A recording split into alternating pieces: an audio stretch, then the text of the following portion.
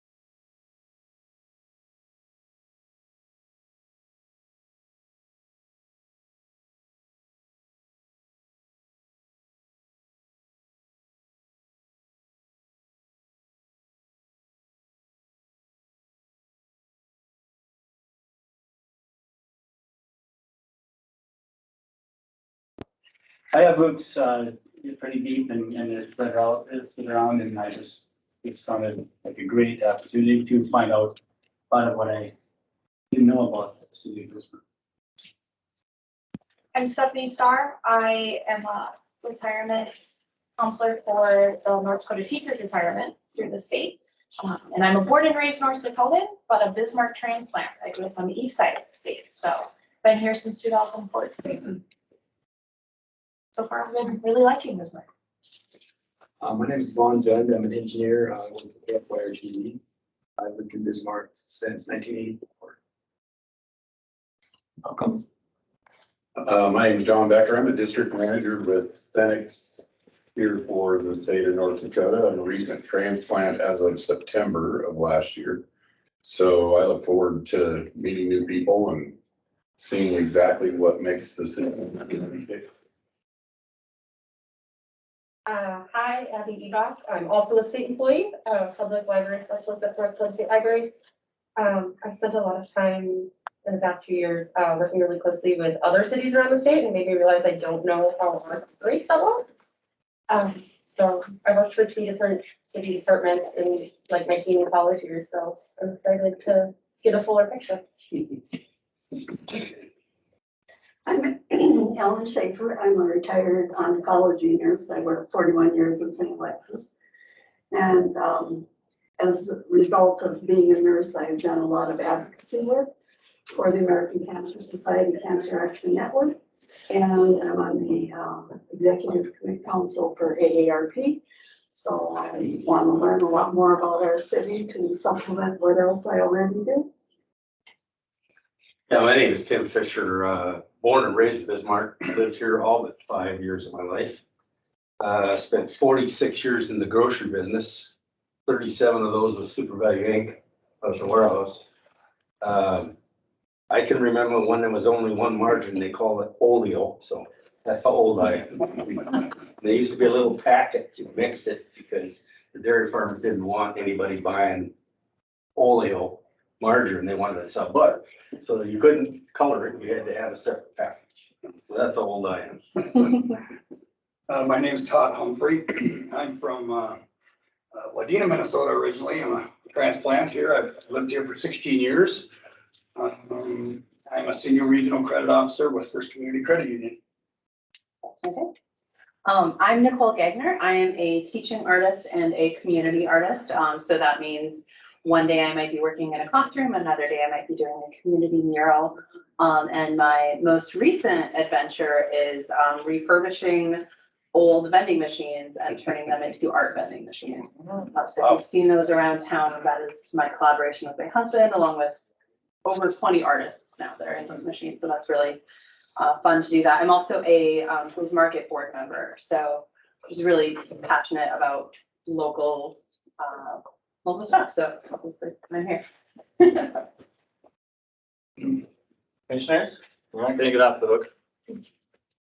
I'll let you go first, Commissioner Guy. I'm Nancy Guy. I'm a Bismarck City Commissioner and I've been a commissioner since 2014. And I retired a couple years ago from the Lewis and Clark Development Group over in Mandan, where I was the operations director. So this is my part-time job that eases me into retirement. John. So I'm Greg Zinker, I'm born and raised here. My wife Stephanie and I have 4 children. I'm a graduate of St. Mary's High School and a graduate of the University of Mary. I would call this the commission my hobby job because I work for Northern Plains Heating and Air in my regular job, and then I also coach youth basketball. My youngest son is 12, so I coach his traveling team and just help my oldest son coach their school ball team and stuff. So I had some extra time, so I decided in 2018 that I'd become a city commissioner. So it's really helped the family life, but it's enjoyable. It's enjoyable. Most of the time. It is, it really is. Not that great with that all day long. Yeah. Well, thanks for that. Pleasure meeting all of you. I plan to be at 6 of the 8 classes. There's a couple times when I'm not going to be here. My daughter turns 18 on the 17th of February, and I think I need to be home for that. So I'll miss a couple classes, but we'll make sure you guys are in good hands all the way through. Maybe just some things about the class. We'll try and take a break every hour. We've got snacks and water there. Just outside the door, there's a drinking fountain. There's restroom facilities. Feel free to go. Do as you need to. We would ask if you can just maybe silence your phones and maybe use that time to check your phones. And we've got not a lot of time put into this. And I know when Dimitri, our finance director, gets here, he's got a whole squad of people that want to tell you a bunch of stuff. So we'll want to make sure to save enough time for that. Just maybe in general, so city administration, you're in the city administration department. We're a group of 5. It's myself, the city administrator, Keith Hunke. We also have a public information officer, which handles a lot of the communications, press releases, media gatherings, things like that. We have a couple of support staff that accompany myself and others to commission meetings, and they do just a ton of outstanding work for us here. They really keep us moving together. Maybe just a little bit about the rest of the floor here. We've got the legal department, the city attorney's office. You'll hear from them. We'll also be hearing from the municipal judge. Courtrooms across the street. Actually, it's a street that way. So hopefully not too many of you have met the judge before, but he loves to tell this story. So you're going to hear some really interesting things from the judge. We'll hear from our human resources director, and then we'll get into the finance, IT, information technologies, GIS, which is mapping, which is a tremendous tool for us. And then within finance, we have fiscal services and then assessing. And so we'll hear all about those things tonight. I'm going to get out of the way and let the commissioners, who's going first? Commissioner Guy, did you want to start and share a little bit more? Or Commissioner Zinker, did you want to walk through your slide deck a little bit? And Doesn't matter. What would you like? okay, I'll get you set up. And for anybody that wasn't sure, commissioners are elected to 4-year terms, and not all of them get, let's see here, let me share the screen. There we go. Commissioners get elected to 4-year terms, and they're on a every other year cycle. So this year in June, we do have an election. There we go. And Commissioner Zinker and the mayor and Commissioner Guy's seats are up for consideration. I'm going to get out of your way if you want to. Just go over a few things. We're pausing for just a second, technical Uh-oh. difficulties. IT is here to help. Oh. Thanks. You didn't share the screen quick. I thought I did. Nope. The red line around it. You come out here and drive that thing, and if it doesn't work, I'm pretty sure I can wing it. This is Chandra Kraft. Chandra is our IT director. We'll hear from her a little bit later.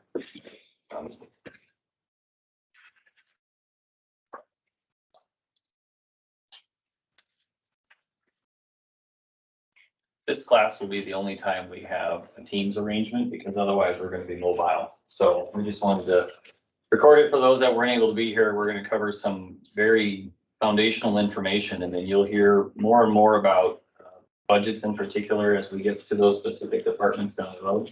Over there. Just try to press play on it.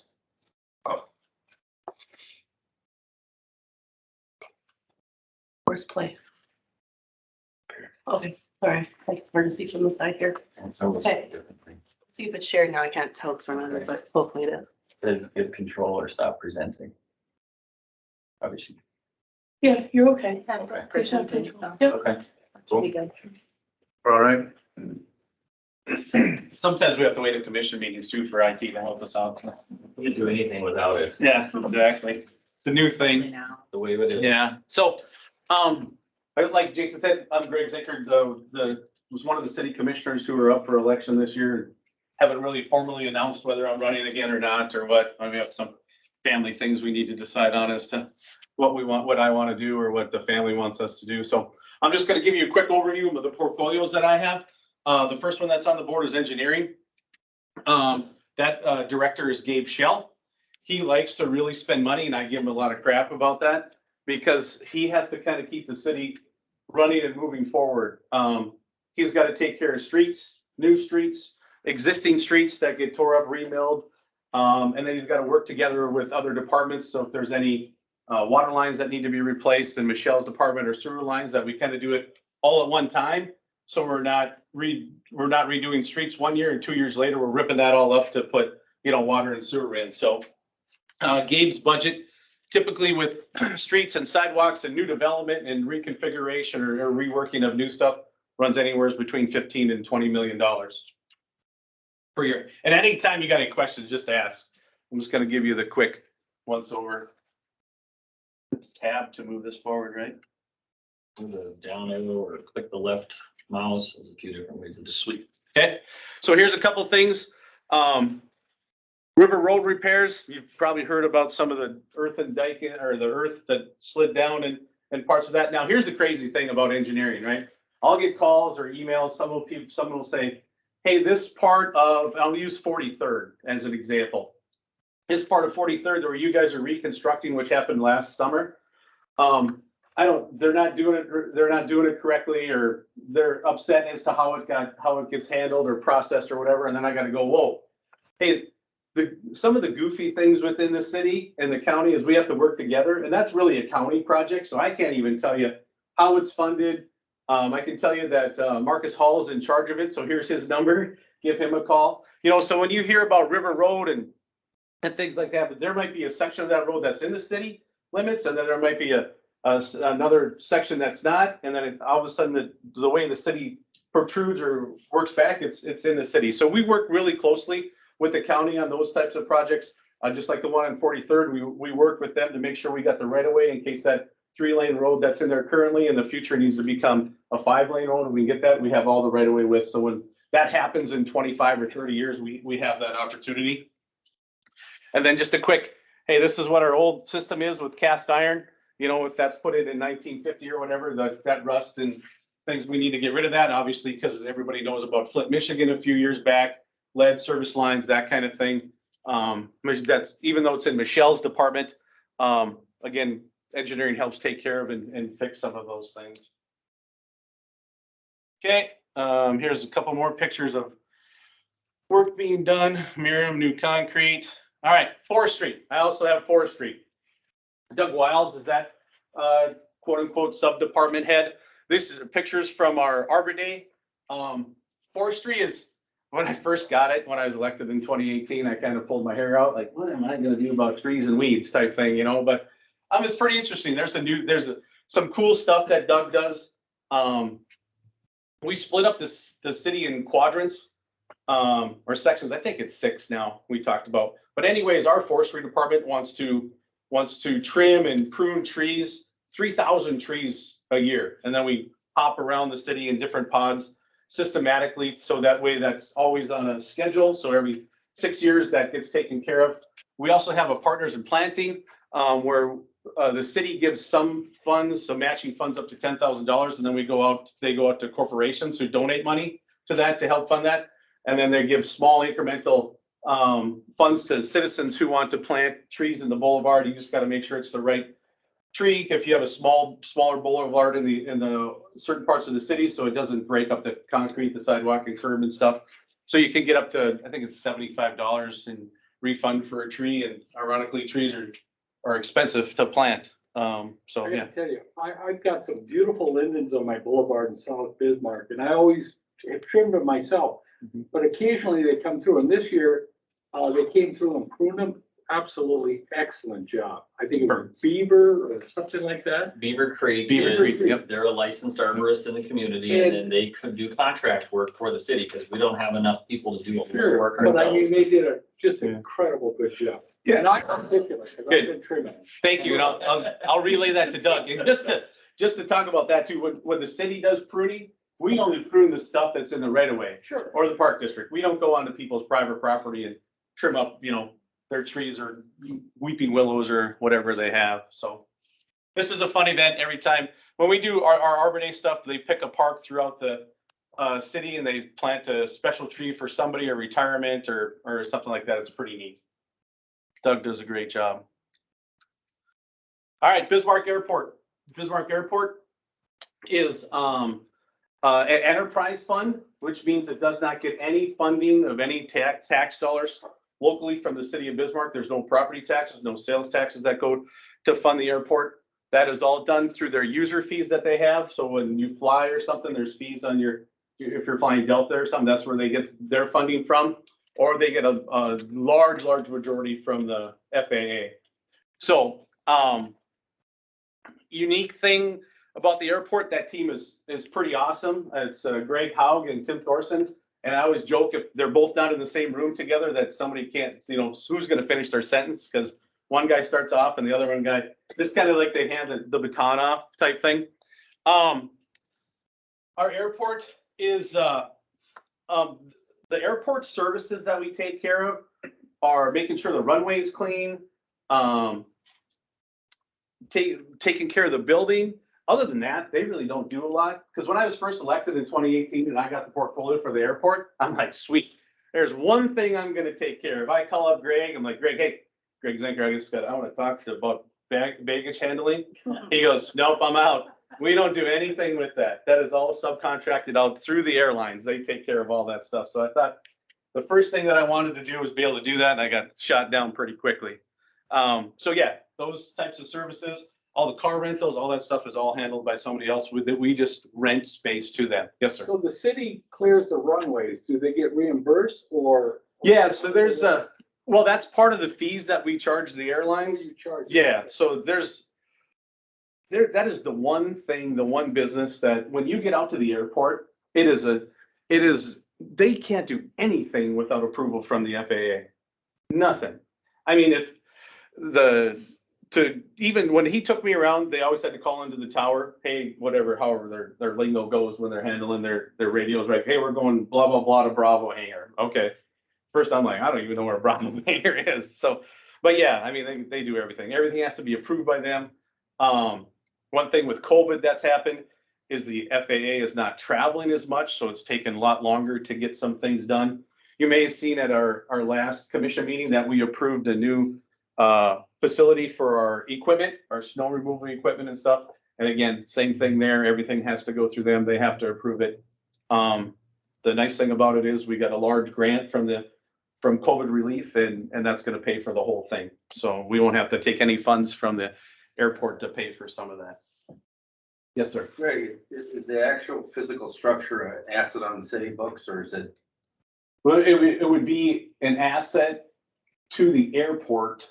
So I would, that's a great question I have to ask. I would think it would be an asset to the city. Yes. But basically, it fully pays for itself through user fees, et cetera, other than obviously the clearing of the runway or however that. Yep. And the equipment. I did see what you're doing there. Yep. Thanks. You betcha.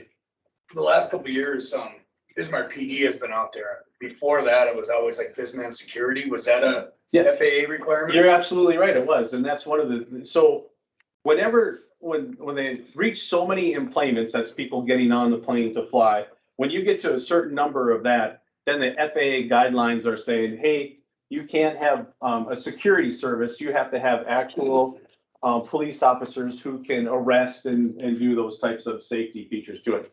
In fact, they had to go to 4 police officers, and then I think in 2019, we had to add a 5th because of the employments that have taken place. So yep, it's all based off of FAA guidelines. And ironically, before COVID, we were actually, the master plan is to add 4 more bays for the airport for flights. So right now, we're not that busy, but hopefully that comes back. Greg likes to always throw this out. So obviously when I sent an email, it's all about the employments and people taking off, and you can see it's probably tough to see back there, but anything with 20 or 21, everything's down here, down in the bottom.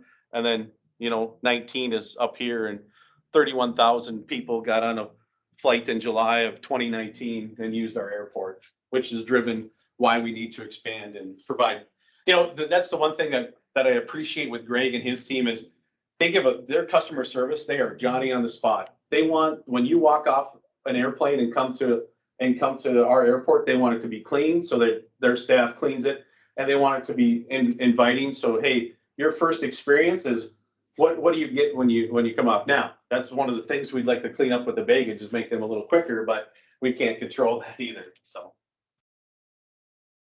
the event center and the bell, the old bell right across this over yonder here, not too far away. That is my portfolio as well. That's an enterprise fund. I'm sure you can envision as COVID hit, they struggled for a year and a half. Charlie and his group has done a really good job of getting some events back into the event center. And when I first took that over and I had to learn that business, it's kind of, it's not really too complicated. My challenge to Charlie was, hey, if there's a seat that's open, it's to me, because my business world, when I come from my sales experience and stuff, that's an opportunity for us to sell. We can, butts in the seats are good things. I really preach to him, butts in the seats, heads in the beds, because some of his funding comes from hotels, the hotel restaurant tax goes to the event center, and then whatever the tickets they sell, they get a portion of that, and concessions and things like that. So we are looking right now at the event center. We're gonna make some upgrades to that. The building is 50+ years old. The locker rooms are original. That's gonna be our first. We're working on that. We have funding for that. It's already taken place because through those collections of those sales tax dollars in the hotel side of the business. So we banked that money. So we have picked an architect. Design should be done the end of this year sometime, and hopefully construction maybe we'll start this fall, but I don't think so. I think it's going to be a 2023 scenario. Wrestling, I don't remember wrestling being at the event center lately, but those are updated. Obviously, the summer event, in the parking lot when they bring the little circus guys in or whatever. So, Paw Patrol, like to do everything. Okay, so a couple other things that I have portfolio-wise, I have the Renaissance Zone. That is a downtown review type thing. The Renaissance Zone is businesses or even residential within a certain district can remodel, replace, upgrade, and then they get a 5-year property tax exemption through not only the city of Bismarck, but through the state. Did Daniel send you the form? Yeah, I didn't. I can print those off. Did you want them for everybody? Well, I just thought, well, those are open. I mean, it's all public record. Yeah. It's on there, but so in the life of the span of the Renaissance Zone, it's done well over, there's been well over $100 million of investment back into that Renaissance Zone. Excuse me. And the sales tax dollars are now generating, it takes a long time for that to happen, right? If you're a business, you're investing in your return on investment. There's now a positive return on investment. So everything that happens within the Renaissance Zone, it's all money coming back to the city. And that sales tax dollars, that's why I wanted that thing to really show financially that it works out. Last year, we had a group, a subgroup of that Renaissance zone that put it all together. It shows that it's quote unquote from a business perspective. The city and its property taxes are making money on that, or their return on investment is coming back to the entire city. Yes, sir. Greg, I assume you're referencing the big picture.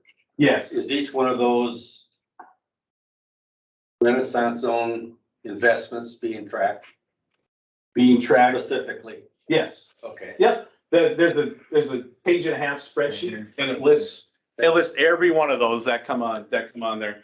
And so, and that's a good question, because if they come to us and they say, hey, we're gonna put, let's just use small numbers so it's easy. Say you have to, it's 50% or more of the property value that's in there. Sure. Well, if that all doesn't match up and you come back and it's only 48%, you don't get any of the incentives. Nothing from the city, nothing from the state. But once you So- they get the incentive, is that tracked then to make sure we're getting the return? Or is it done in the total only? Well, it's done. So if you scroll up, because this is the large total, right? But if you go to each individual business or whatever it is, yeah, it gives you the tax benefit, it gives you the income benefit. It's also funded by income tax, correct, state income tax?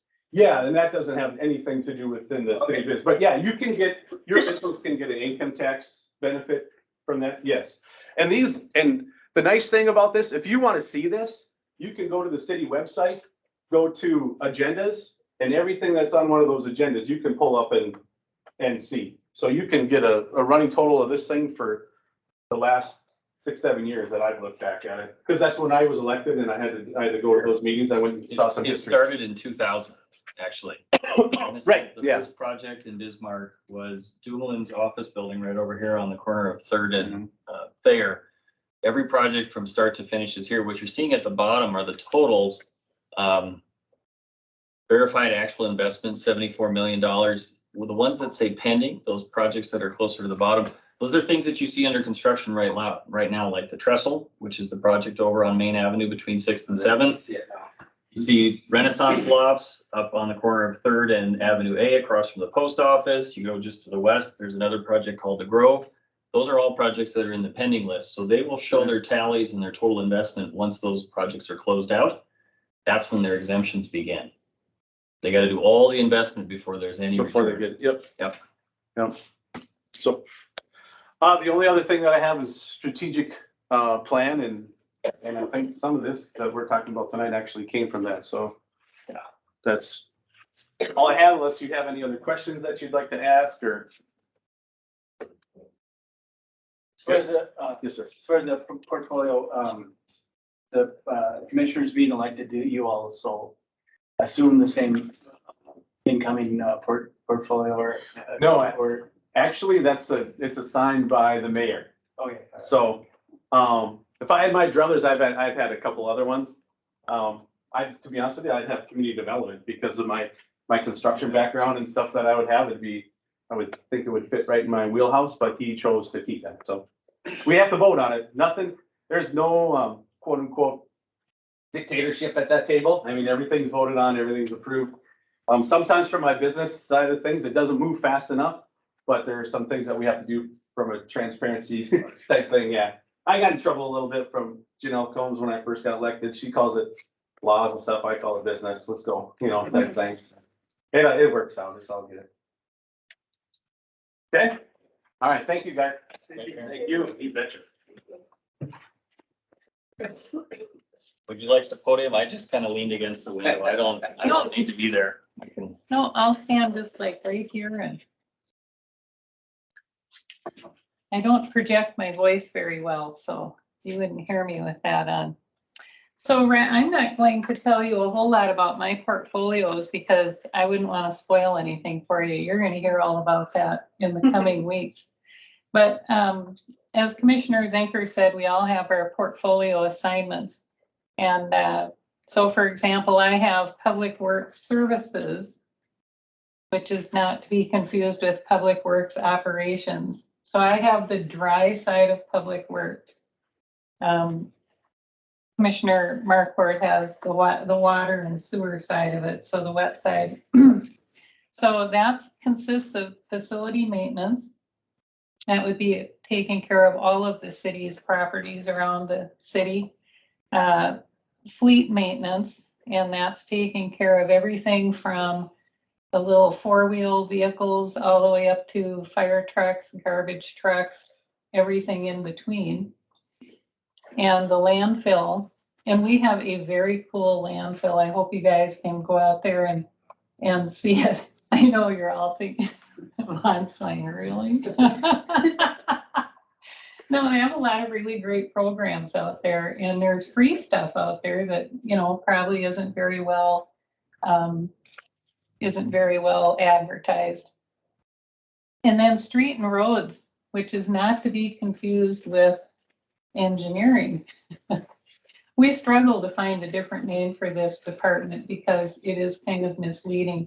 It is sweeping the streets and plowing the streets and just fixing potholes.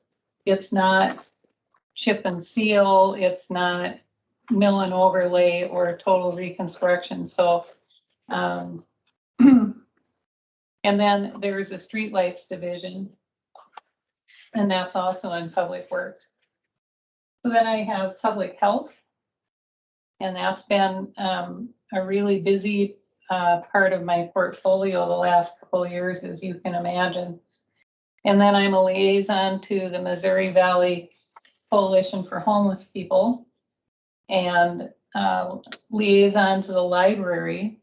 And that's interesting. You'll find out more about that when you get to that in your classes. But the library has its own board of directors, and it has a foundation. So the city owns the building, and some of their funding comes from their foundation, and they're separate friends of the library group. And then some of their funding comes from the city. And we have, I must say, an amazing library. It has more patron visits in a year than Fargo's libraries do. So almost 500,000 patron visits in a year. And we have more than, I think that we have something crazy like, is it like 70,000? No, it can't be 70. I think it's like 50,000 active library cards. I just think that's amazing in a town our size. And then I'm also a liaison to the transit board as well. So Jason, I asked Jason what he wanted me to talk about, and he said, well, whatever you want to. So I'll tell you from the standpoint of city government why I ran. So back in 2014, people were talking to me, actually late 2013, a few people were talking to me about running for mayor because Mayor Warford was not going to run again. And I thought, that's crazy. You know, what do I know about running the city? I haven't been a commissioner. I thought, well, you know, you really ought to be a commissioner first. And I just thought, no, you know, I don't think I'm going to do that. So TikTok, you know, about a month goes by, and I'm watching the news, and it's the newscaster says that Brenda Smith isn't going to run for re-election on the commission. And I thought, wait, she's the only woman on our city commission, and we can't not have at least one woman on our city commission. Frankly, there should be 2 or 3, because your government should really reflect the people it serves. Don't chuckle. I was waiting for you to say it. In the entire time that the city has been here, which by the way, in May will be 150 years, Commissioner Guy is the 4th female commissioner. Wow. I know, that is so pitiful. I've worked for the city almost 16 years, and I have seen all 4 of them serve. Mm-hmm. So it's a fairly new thing, which is unfortunate. It is. So I looked at my husband who is sitting next to me, and I said, we can't let that happen. And he said, well, I think we should run. And I thought, okay. And so I did, and that was February. So the good news is it's a short campaign because it's January to June. Well, I'm deciding the middle of February, so I've Now, the bad news is it's a short campaign. It's only January until June. You don't have 3/4 of a year to get your message across to an entire city of voters. So it was kind of a challenge, but I guess it worked. So, and so then it was just a fire hose of information coming at you, because during the campaign, I thought I learned a lot and I thought I was really well prepared. And then I arrived at the commission table and holy smokes, that first year or so, you know, every time you turn around, there's something brand new and you think, really? So you learn about all sorts of things you never thought you would, like pavement management systems and all those functions out of the landfill, right? And recycling and all of these problems that need to be solved. So it is very interesting, and I'm still 8 years into it, learning every week. And then the next part that I just love about this is that it's a nonpartisan office. There's no political parties involved. You're not beholden to anybody but the people you voted for. Well, and even the people who didn't vote for you, right? Because we serve everybody in the city. It's not divided up into wards that you represent. You represent everyone in the city. And I know that there's probably a real wide range of personal political views between the commissioners and the mayor. And it all gets parked at the door, and we find tons of common ground at the commission table when we meet. And so I've just kind of come to think that that's the way that all government ought to operate, quite frankly. And then for the portfolios that get assigned to us by the mayor, really it's not about even helping to run those departments. You know, you have a lot of input as to what's happening and new initiatives and stuff like that. But it's more about helping with advocacy at the table, at the commission table, when they have a new project or something that they want to propose. It's being involved in the budgeting process, and I think Dimitri is going to walk you through that tonight. And then it's handling complaints that come in from citizens. And I don't get tons of them for my portfolio assignments, although I did have the weed department at one time. And as Commissioner Zanker alluded to, there's tons of weed complaints every summer for people whose neighbors don't mow their lawns.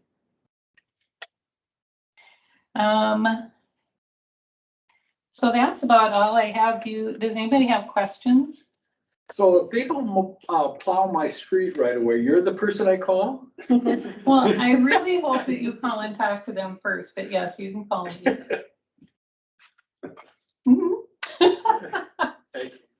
That's true. I do have a question on the library. You said that's a foundation, and we own the building. Do we lease that to the foundation, or is that just part of our support for the library? That's part of our support for the library.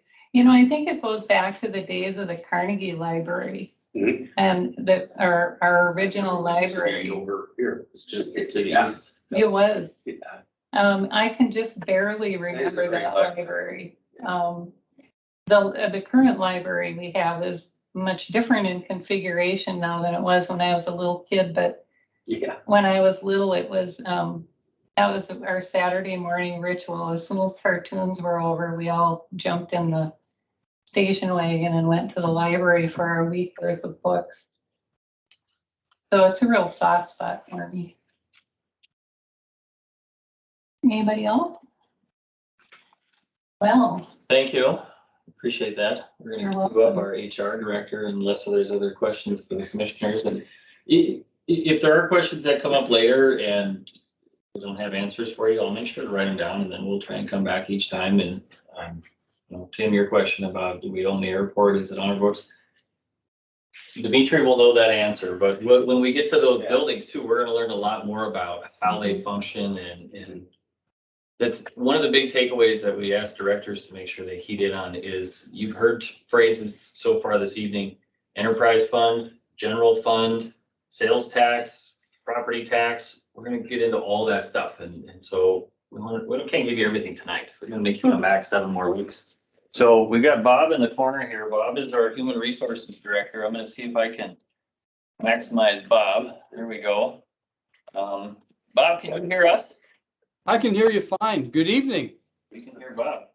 Look Thanks, at that, Bob. he's wearing a suit and a tie. Good job, Bob. Bob's overdressed. Hey, I just want to thank you guys for doing this. It's really cool. I can rip the tie off. Get a hold of me and no problem.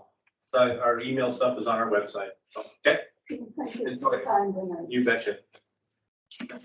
Well, good evening. I'm Bob McConnell. Bob McConnell, the Human Resource Director for the City of Bismarck. And I want to tell you a little bit about what we do in human resources. It's a very busy office. We have a great team. We are a support function for the city. We serve the workforce, management, and administration. And it's a pleasure to do that. We have about 650 full-time employees. There's about 300 part-time employees. Now, they don't work all on the same day, but about 300 part-time employees. They might be dragging brush for forestry. They might be watering flowers along the downtown area in the summertime. They might be plowing your streets in the wintertime. They really supplement our workforce. They work probably no more than 28 hours a week on a very seasonal basis. The other group of part-time workers works for the event center, and they're setting up events, they're tearing down events, they're greeting you at the door, they're selling you tickets. So about 650 full-time, 300 part-time employees. There is, on a typical payroll, about 900 people getting paid in any given pay period. The workforce labor costs for all of that is $44.6 million annually. That equates to about 3.72 million on a monthly basis. That's a lot of people to pay and take care of, but they do a tremendous amount of work for this city and for all of you residents. Some of the things that we do in human resources, we process payroll for the workforce. I've got a payroll accountant it's a very complex payroll. We merge police and fire and the city. Actually, there's 3 pay roles, and we try to make that work within the same 2-week period, although there are different pay cycles for all of them. We provide and maintain benefit program. I think we have an excellent benefit package for the workforce that helps us to attract and retain our workforce. We compete primarily with the state and county for labor force because there's carryover of the services that we provide in the city, and we've got to be competitive with those two workforces. We recruit applicants for vacant positions. That's a full-time job. If you looked out at the website right now, there's 11 positions posted. We don't have a lot of turnover. It's about 9% annually, but we do have people leaving and coming on a monthly basis. So we do our best to staff those. And I got to tell you, it's not been easy to staff some of these positions. We administer the City of Bismarck safety programs. Each of the departments have their own safety committee. We have a safety person that works in my office that helps to facilitate that and kind of keep them all going and provides the support that they need for their safety programs. We provide management consultation on personnel issues. As you can imagine, with that size of a workforce, there are going to be some personnel issues here and there, and we help guide the directors and the managers and supervisors through those. And then we maintain a compensation program. Compensation is a little complex. We have so many different skills in the city, and each of those jobs are rated. They're point factored. We hired a consultant. You probably had heard in the paper before. Condrey and Associates were contracted in 2015 and then again in 2019 to do a salary plan update for us. They point factored all our jobs and they assign points to what everybody does. And then we put those into a salary scale and schedule, and then we maintain those salary ranges each year as well. And then we provide the annual increases for the employees as that whole process begins. To accomplish all of this, we have 3 HR generalists, and they're exceptional. They're all 4-year graduates of a HR program. I have 1 HR assistant one payroll accountant, that's a no-fill-in accountant, and then myself as an HR director. And I gotta say, it's an honor to provide services to our workforce. This is probably one of the greatest workforces that I've seen. They work so hard, they complain very little, they do a great job. I know that's a lot to throw at you, but Jason was kind of stingy with my time. Do you have any questions? Any questions for Bob?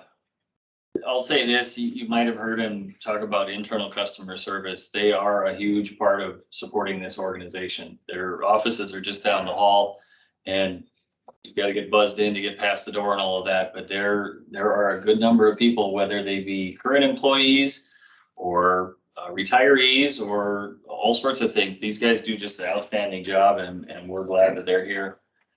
Bob, I think John's got a question for you. Bob, I've got a question about the Civil Service Commission. I saw a notice in the paper recently about it. What's their role in HR?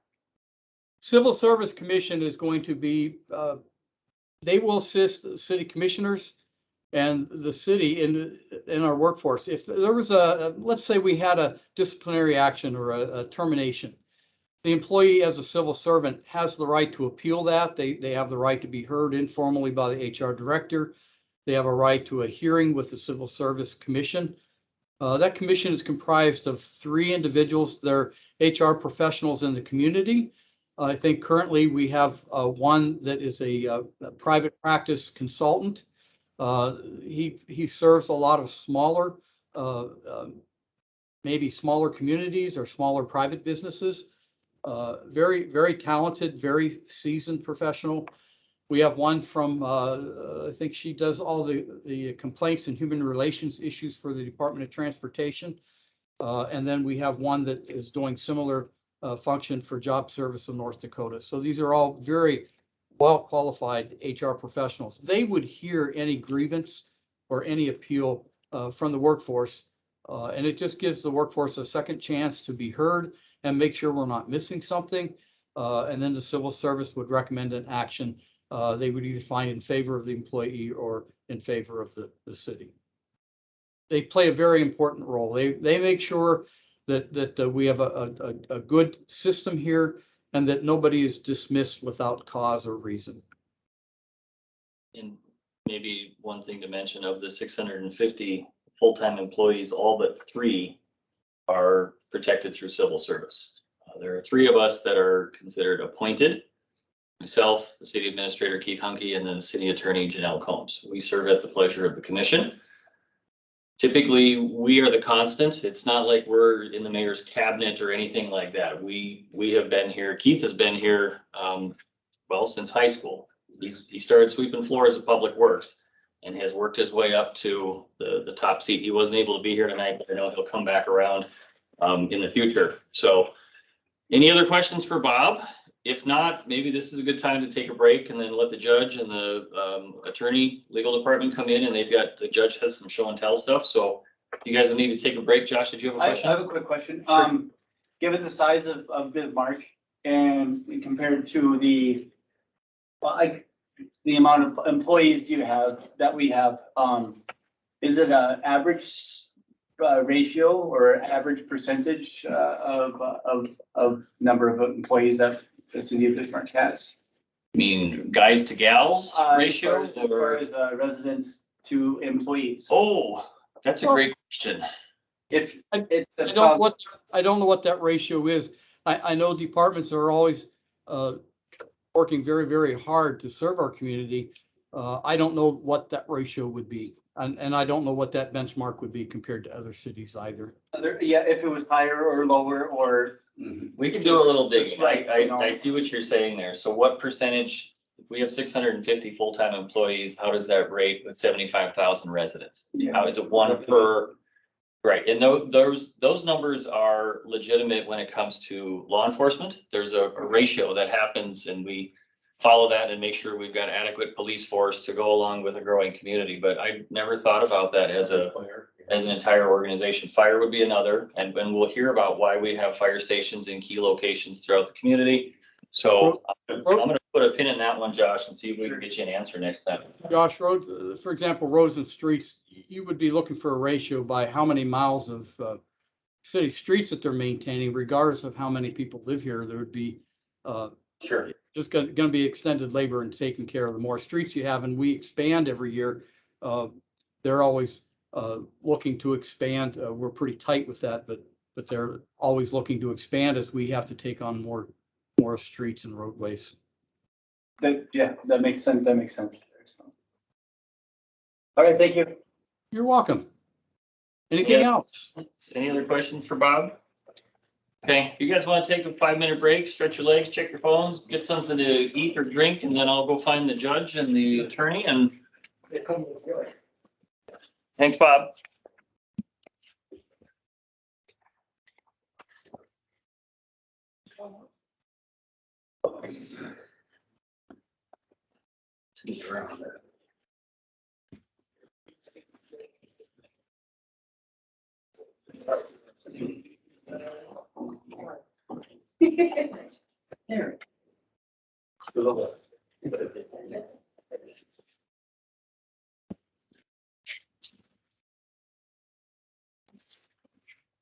Wish they had a nurse around.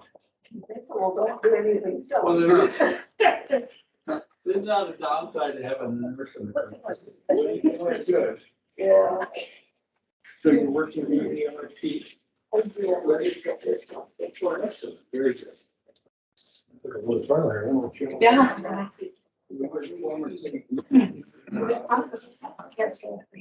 If we needed. Oh, yeah. Sure. Sure, how you guys want us to.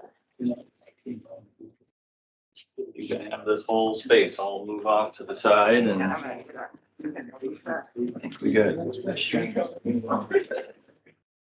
Okay. I just thought. I saw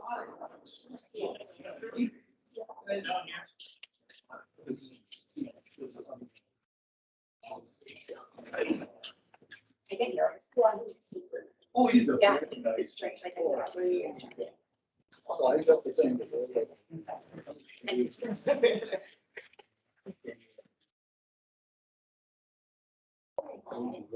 No, it's not a lot of space there. Do you want like a chair or something? Oh, yeah. Oh, okay. We got it.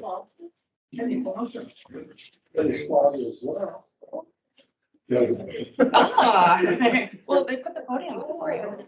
You need stuff. Oh, okay. That's perfect. That'll work. Okay.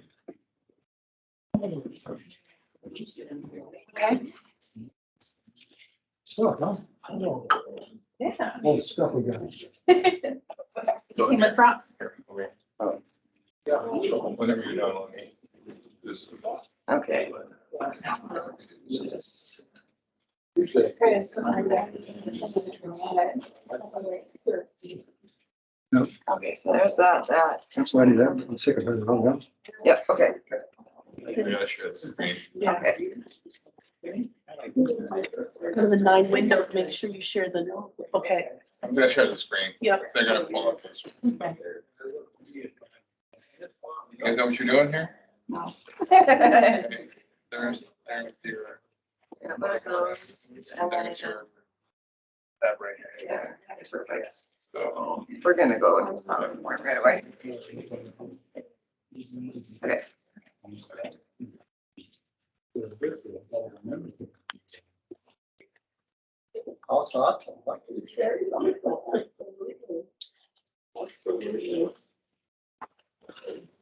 There's our clicker. So when you want. Oh, no,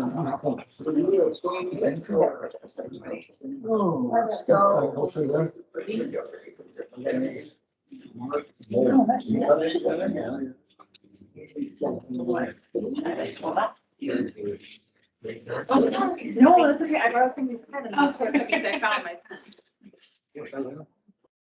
pen.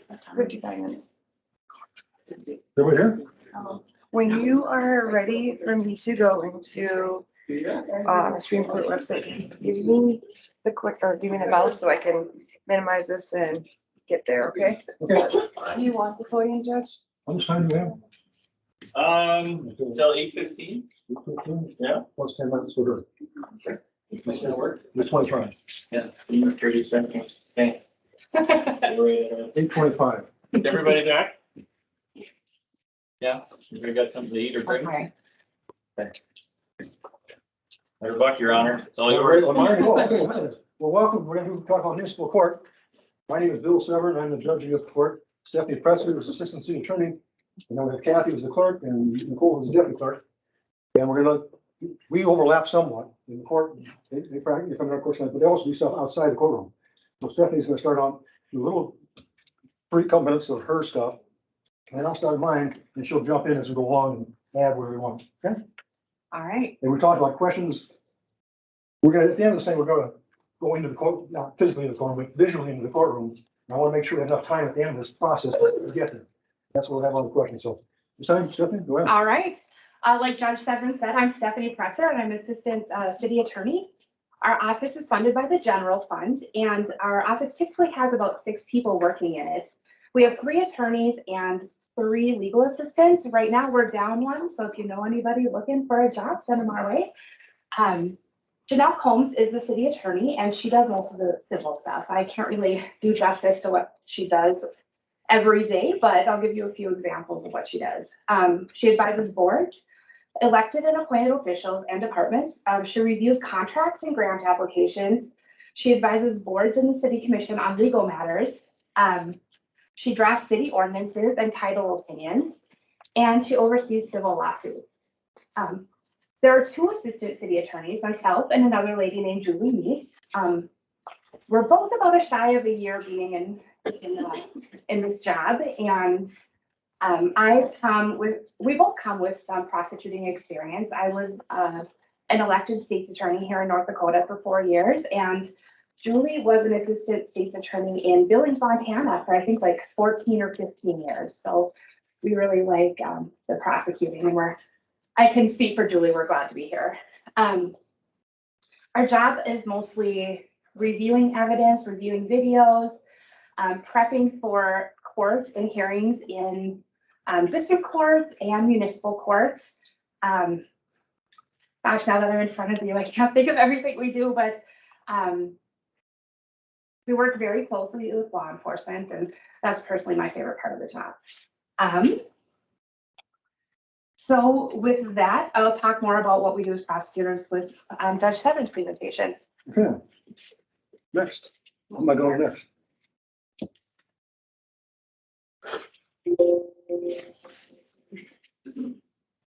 So that's where we start court in the morning.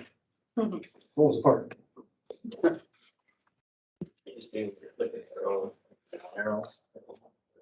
Okay, there we go. Click the middle button. There I am back in the old days before I got white.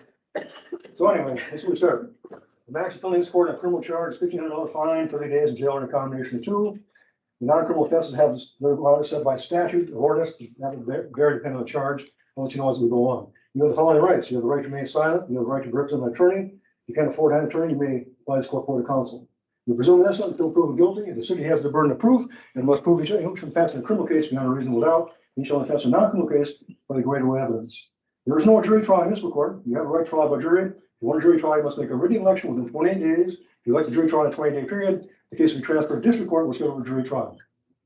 If you don't like a jury trial in a 20-day period, trial is held in municipal court without a jury. Should you be found guilty at that trial, you then right to appeal to the district court, which is a new trial, different judge, but again without a jury. At a trial, whether a court trial or a jury trial, you have the right to cross-examine witnesses who they call testify against you. You also have the right to use the court's subpoena powers to bring witnesses to testify on your behalf and then not voluntarily appear.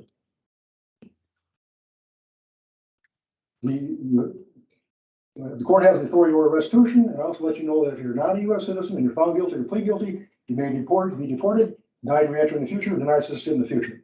Okay? So at this point in time, I'll read you this charge, and you enter plead guilty or not guilty. You plead guilty to be sentenced, plead not guilty to set a trial date, and you have the right to be released on bail. Purpose of the bail is to make sure you show up for trial. Okay? Okay. Can you all tell he does this quite often? That's perfect. These are the topics we talk about. We're talking about the jurisdiction. And how many people think all judges are law trained? All municipal judges are not law trained. We'll talk about that briefly. And then we'll talk about what the city is required to provide the judge. There are certain rules, administrative rules the Supreme Court puts out that require the courts to have certain standards. We'll talk about those standards. And we're not getting too much depth because there's too many rules. We got lots of rules.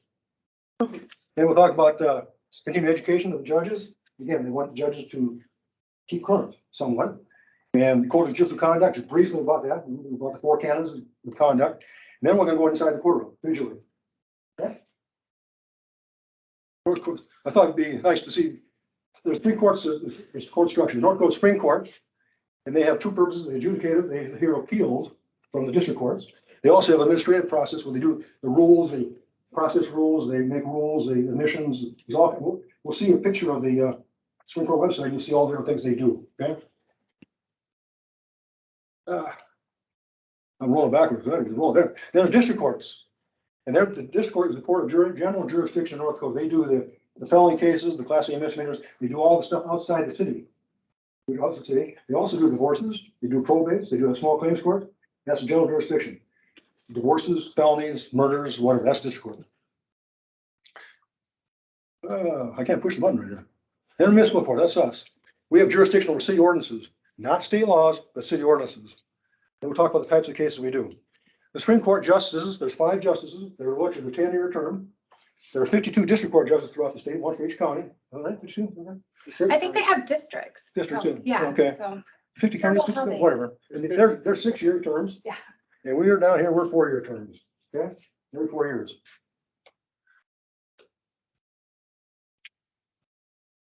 But you don't do small claims. No, that's district court. And the small claims judges are attorneys appointed by the district court.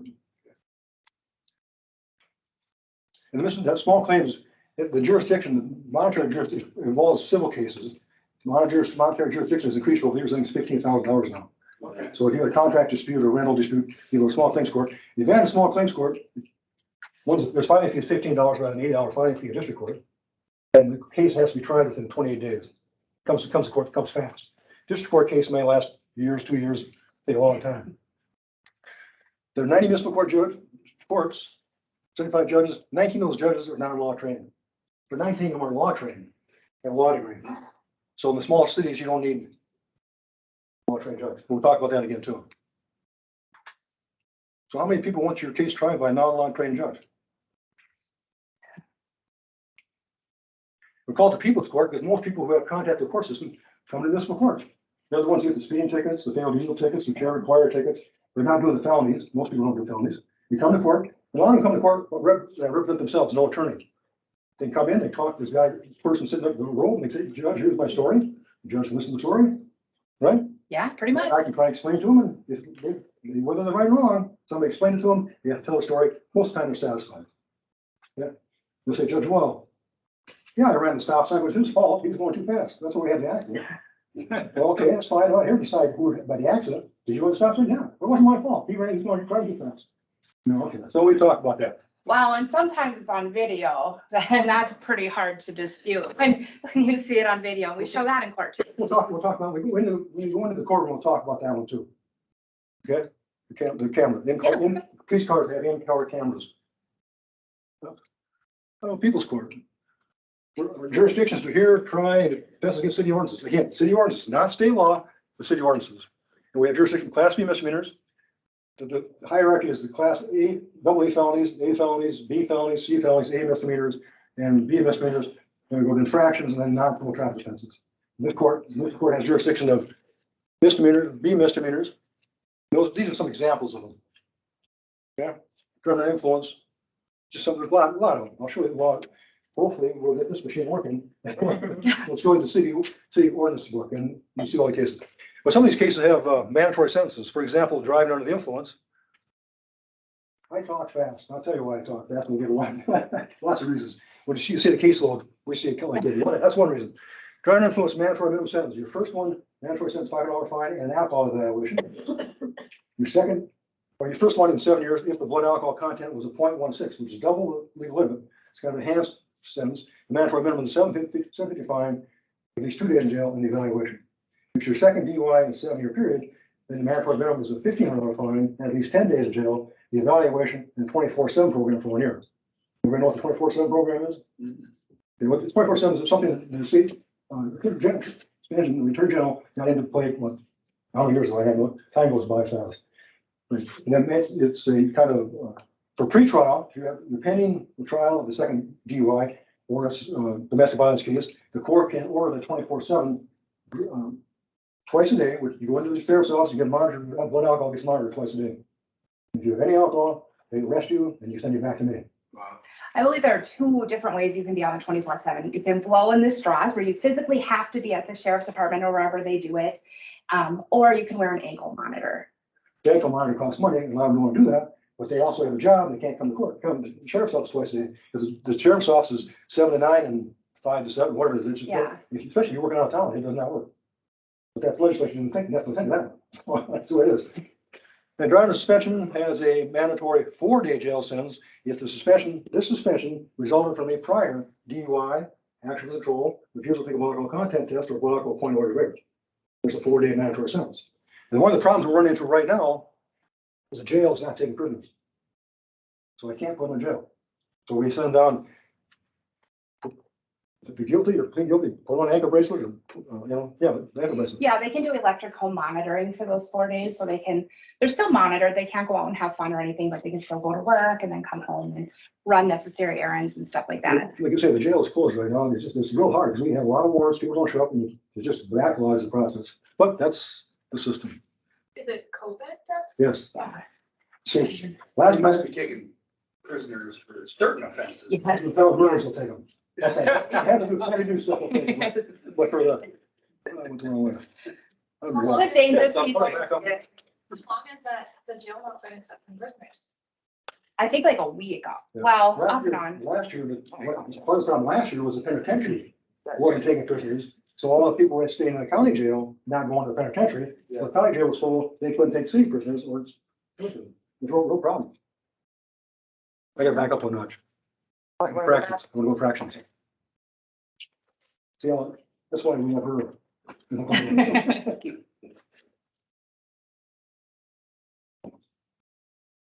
Mr. Mayor. I think your fractions are. Yep, they're next. That's Yeah. okay. So these are the ones, I say, why people support, people come to see me, municipal court, because this is the kind of stuff we do. Stop, yield signs, careless driving, speeding. They're bound to have, more likely to have these charges than a felony murder case or a felony assault or aggravated assault. So we have more people coming for those people. People say, come, well, judge, actually talk to the judge. And these things like, most of these are less than $100 fines. These are all under $100. The only ones under is distracted driving is a $200 fine. Yeah. But otherwise, you can't hire an attorney for a $15 speed ticket.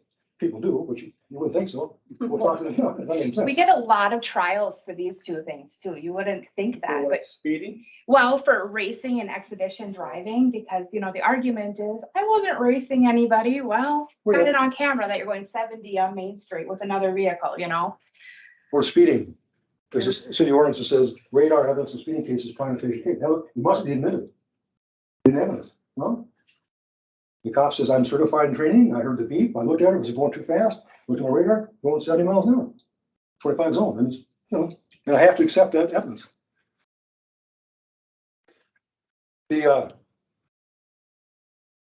We'll get into this later too, but I can't change these charges. Their charge of speeding, that's speeding. I can't change it. Well, I'll change it to careless for them, not speeding. Okay, I can't do that. She may be able to do that. I can't do that. Judge, my job is to, here's the evidence, here's the case, here's the evidence, there's a fifth crime, yes or no. She has a prosecutorial discussion to maybe change that. She, for whatever, interest of justice, whatever you want to do for her. right. If the case isn't exactly a slam dunk, then I can. Or sometimes a speeding kid, Yeah. 16-year-old kid, speeding ticket, he might lose his license, she might drop it down one mile an hour to avoid that 1 point, so he doesn't lose his license. Provided he takes a class usually. Right, yep. And there's not a significant prior record. Part of the problem here is they aren't necessarily concerned about the fine, they're concerned about the points. North Dakota High Department assesses points against your driver's license for the violations, and the points is what they don't want. The judge, can't reduce the points? I can't. That's all highway department stuff. I cannot change this. If you're found guilty, I can reduce your fines. I can't dust points. We are required by state law to notify the highway department within 14 days of the violation, and the highway department assesses the points. We have no control over that. People can take a defensive driving course and knock off 3 points by taking that course. So, Is parking part of that? no, Parking separate? Parking is, I'll park his next. Park his next. No, park it my zone under, do you? Handicap spot Okay. is parallel. Perfect, ideal. See you next Right. week. I have an acquaintance that said that he got a parking ticket, didn't pay it. And they took away his driver's license. Is that possible? No, we don't do that. No. No? Maybe on the DOT end, but I've never heard of that We before. don't take the license. Parking ticket Probably is will what be a it That's the is. story. warrant. It's a traffic ticket. So if it's a stop sign, speeding, then your license will go under suspension. Here's Parking, no. the parking tickets. If you get a parking ticket, $10 parking ticket, you don't pay it, resolve some of it in 30 days, it becomes an infraction. Maximum penalty of infraction, wrong place. Maximum penalty of infraction is $1,000 fine. A $10 ticket, you don't take care of it, it's $1,000. Oh, my notes. Here's one, how many people are familiar with this one? Nobody parked on 4 hours. The city ordinance says if you park on the street right out here for 5 minutes, you can't come back to this side of the street, to that side of the street for 4 hours. If you park there for an hour and a half, you can't come back 4 hours. That's still, Because of how the traffic cop like scans the Yeah. license plate. well, his purpose was to downtown merchants to have space once in a while. And we excuse a lot of tickets, not everyone knows that. I even think about it. I come to court at 10 o'clock in the morning, see prisoners, and go back in the afternoon for wedding at 2 o'clock. Punch the court. But that goes away after 5 o'clock, right? I don't know, doesn't say that. I don't know. I mean, I don't. I think the signs usually say that, but yeah. I got signs up there. It's like, The pretty much sign out, so they say about that. In the winter, certain AM hours, so that they can plow it. Sure. From like 3 AM to. Read the sign, just read the sign. The 30-minute sign out here doesn't say, doesn't work at night. So some guy came to me one day and he said, well, you park the handicap zone. Well, you can't park there. Well, it's after hours. What do you mean it's after hours? What handicap people can't come here after hours? No parking with 10 feet of a crosswalk at an intersection? You know that one? If there's an intersection, sign or no sign, yellow paint or no yellow paint, you can't park with 10 feet.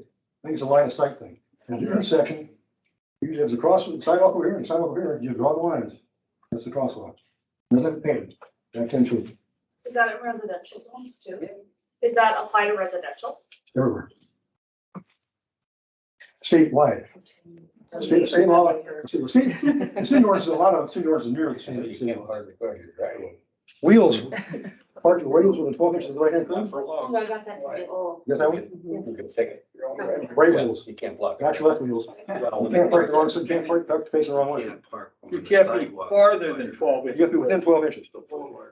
I one time had a wheel up on the curb a little bit and I got a ticket. Yeah, park on the board. Well, like, just like my rear right wheel was just kind of. There's no winning. The only- sometimes. The only place in town that allow that is around Custer Park. They let them park on the curb because it's such a narrow area. So anyway, There you go. this is our caseload. You got one judge and I'm part-time. 6 clerks. These are our cases filed. It's good. We're not sure why the numbers go down. Our court has no control of the numbers. Our numbers come from city attorney's office or the police department. We don't control the caseload. But it's dropped. And obviously I don't touch that many cases. But people pay the bonds forfeited or they pay the tickets, whatever it is, it goes away. But the clerks have to touch every one of those pieces of paper. That's a lot of paper. And I'm not sure why now we think it's COVID. Maybe it's because the car market, we were down one car market last year. Cops have changed, new cops coming in and out, so it changes. The volume changes. And this, okay. That's good news.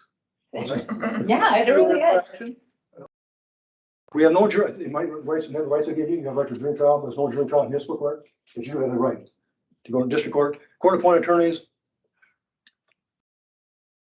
So if you choose to go to district court because you want a jury, you no longer maintain the right to have the trial in 28 days, I think you said. No, do we- District court goes a lot longer. it starts the district court process. So we'll do an initial appearance, we'll do, the discovery period where we exchange documents and stuff like that, and then it'll get set for trial. Usually it's about 4 or 5 months down the road, but of course, you never know. Yeah. Because if you just do the municipal court, it's in 28 days? Now, if you want a jury trial, you have 28 days from initial appearance And one time you give you rights, in which to elect a jury trial. If you make that election, then you will get transferred to district court. If you don't elect a jury trial, it stays in municipal court. If you're found guilty at that trial, you get to go appeal to this court, get a new trial without a jury. You waive your right to jury at that point in time. So you're still in front of a district court judge, but just no jury if you appeal from Judge Severn. Court-appointed attorneys, we have 2 court-appointed attorneys. It's cheaper, it's much cheaper. When I first started way back when, we didn't, the judge did not, we didn't have court-appointed attorneys contract. The judge would schedule, what, 2 cases every half hour? Now the assistant judge or something, and we were there till 7 o'clock at night, because the private attorneys who were getting paid by the city, oh, we got lots of time. They're charged by the hour, I got lots of time for trial, and they make money. Now, court-appointed, they move it along faster, because they're not on the clock. So our municipal court days are Monday and Wednesday mornings, and it goes quickly, right? Yeah. We get people in and out, that's for sure. Some days we see over 200 people. Yeah, that's true. The state program, the honesty program, talk about that too. It holds 200 cases. Many times we have red line, which means we have more than 200 cases entered in the system. And we do that to try to, we used to set cases according to the officer's on duty schedule to avoid any problem for him. But that got, so now we take all these cases, driver suspension, for example, the law changed, state changed law, allows people 60 days, you get the violation, get your license reinstated, you get reinstated, we can dismiss the thing. So they come in, they say, you got that, you can do it in 60 days, yeah, I set it for 60 days down the road, and then those days we have a pre-trial, they come in and show her, their license is back or not, or they plead guilty or something, and get all those cases. We'll just stop at the window and show us, and we can get it done through a plea agreement. It keeps the officer on the street too, but it doesn't get my street. No official acts on Sunday, I can't do weddings on Sunday. Interpreters, there's a big one. How many people speak a foreign language fluently? No? So we'll think about your mind, if you were in Mongolia, because that's what it said, that'll flat from Mongolia, you're in Mongolia and you gotta go to court. Would you want an interpreter? So you understand what's going on, so you understand the law, what the law says, what rights you might have, what consequences you want to know, right? It's right here. You look at this one. That's all, okay, yeah, I'm gonna pass that. Do you want to do it now or do you want to wait till we talk about the turkeys?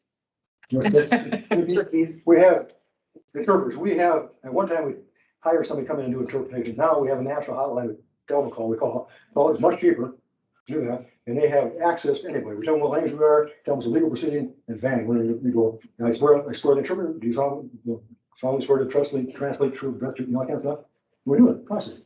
We had one a months ago, and we thought it was Turk, it's TR something. So we call and Turk.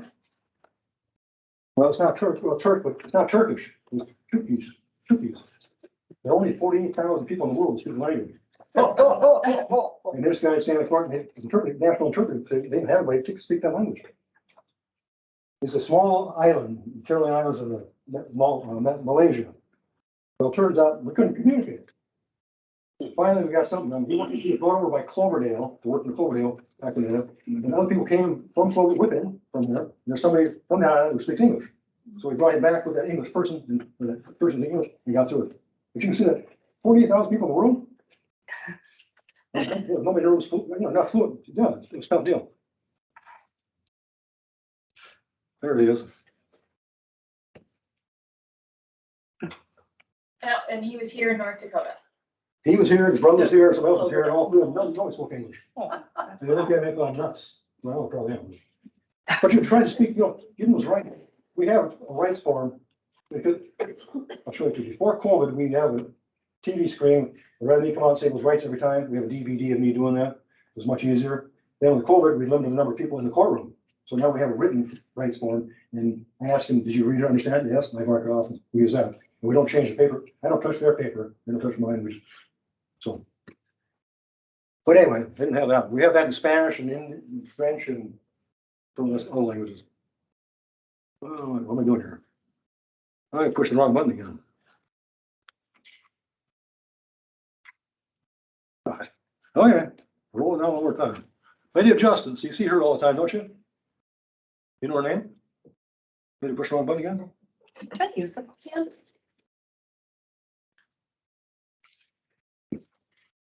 What's her name? We're rolling down now. Famous.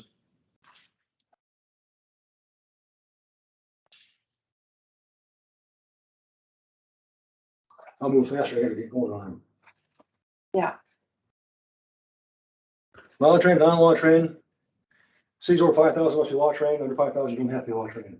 They can be, they don't have to be. Some of the small, small towns, some law trained judges do 2 or 3 small towns, some small, non-law trained just do 3 small towns. They can't, they just do it. I push that damn button, what?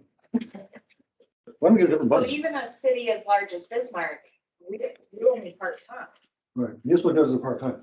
All municipal judges, They're always part-time? all municipal judges are part-time. So even like Minneapolis? No, I still know, part-time? North Dakota, Okay, North Dakota. Part-time. so even like Fargo? In Fargo. Fargo might have 3 or 4 judges. 3 judges? Oh, so they can have more. You can have alternate, you have an alternate judge. Okay. Now I have an alternate judge, we just don't use it very often. I talk fast enough. It's not that great, but the hours are long. But, small cities, they don't have, like, 1 case a year, 1 case, 2 months. And usually, my impression is mostly dog cases, neighbor issues, that's what's going on there. And some of the problem too is that we have an annual, I'll get into this, I'll do it right now. We have an annual continuing education, you have to do 6 hours, 18 hours in 3 years, 6 hours a year. And there's law trained, non-law trained, we try to get a curriculum that satisfies both non-law trained judges' interest and law trained judges' interest. It's kind of tough. And one of the comments this year was, can we have a law trained judge who does small towns come and talk to us? So we can ask them those questions, well, how do you handle those? When the commissioner says, well, John, we need to have more money, we just need to charge your fines more, that kind of stuff. And that's a good idea. Now, standards. We have a lot of rules, administrative rules, North Dakota administrative rules. We have manager standards, minimum standards. And these are the mandatory minimum, what you win. And the reason I've got access here is because now we have internet access. It used to be hard copy. We had to have it. I'm sure I'm using this to get on. And provide municipal ordinances. Okay. The problem with municipal ordinances, they got changed all the time. We'd have to go, Gene would have to go try and find it and make sure it's updated. Code of judicial conduct. That's in this rule book. Those are rules. Like I'm supposed to know all the rules, right? Rules. Rules of criminal procedure in here. Municipal court bench book. That's the bench book. Okay. That's provided. And I redo this every 2 years. Supreme Court pays me to redo this every 2 years, bring up date every 2 years. And they're supposed to provide chapters, these books too. This is the state traffic laws, state criminal laws. It's supposed to provide that to the judge, access.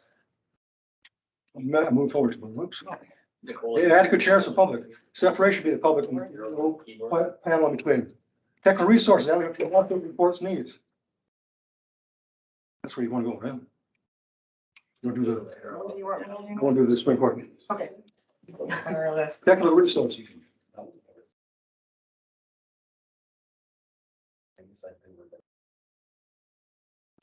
That's fine, do there, that's fine.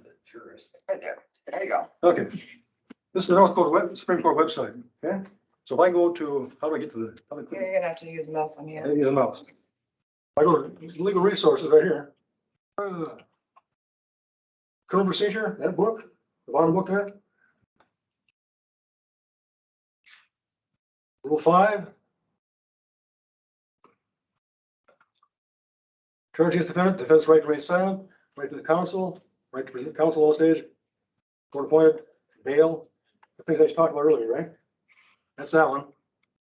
Well, I mixed it. I'll get it at the top. Rule 11, where Rule 11 is. Right to jury trial, right to have guilty, not guilty, counsel, right trial, cross-examination. Those are the rights, both of the two mandatory minimum, authority to restitution, kick you out if you're not a U.S. citizen. That takes care of that book. You don't have to buy that book anymore. Those books cost a lot of money. Let's go to, get back to this thing. I'll get back to the whole. Hey, will you go to the main page quick, the main ND courts?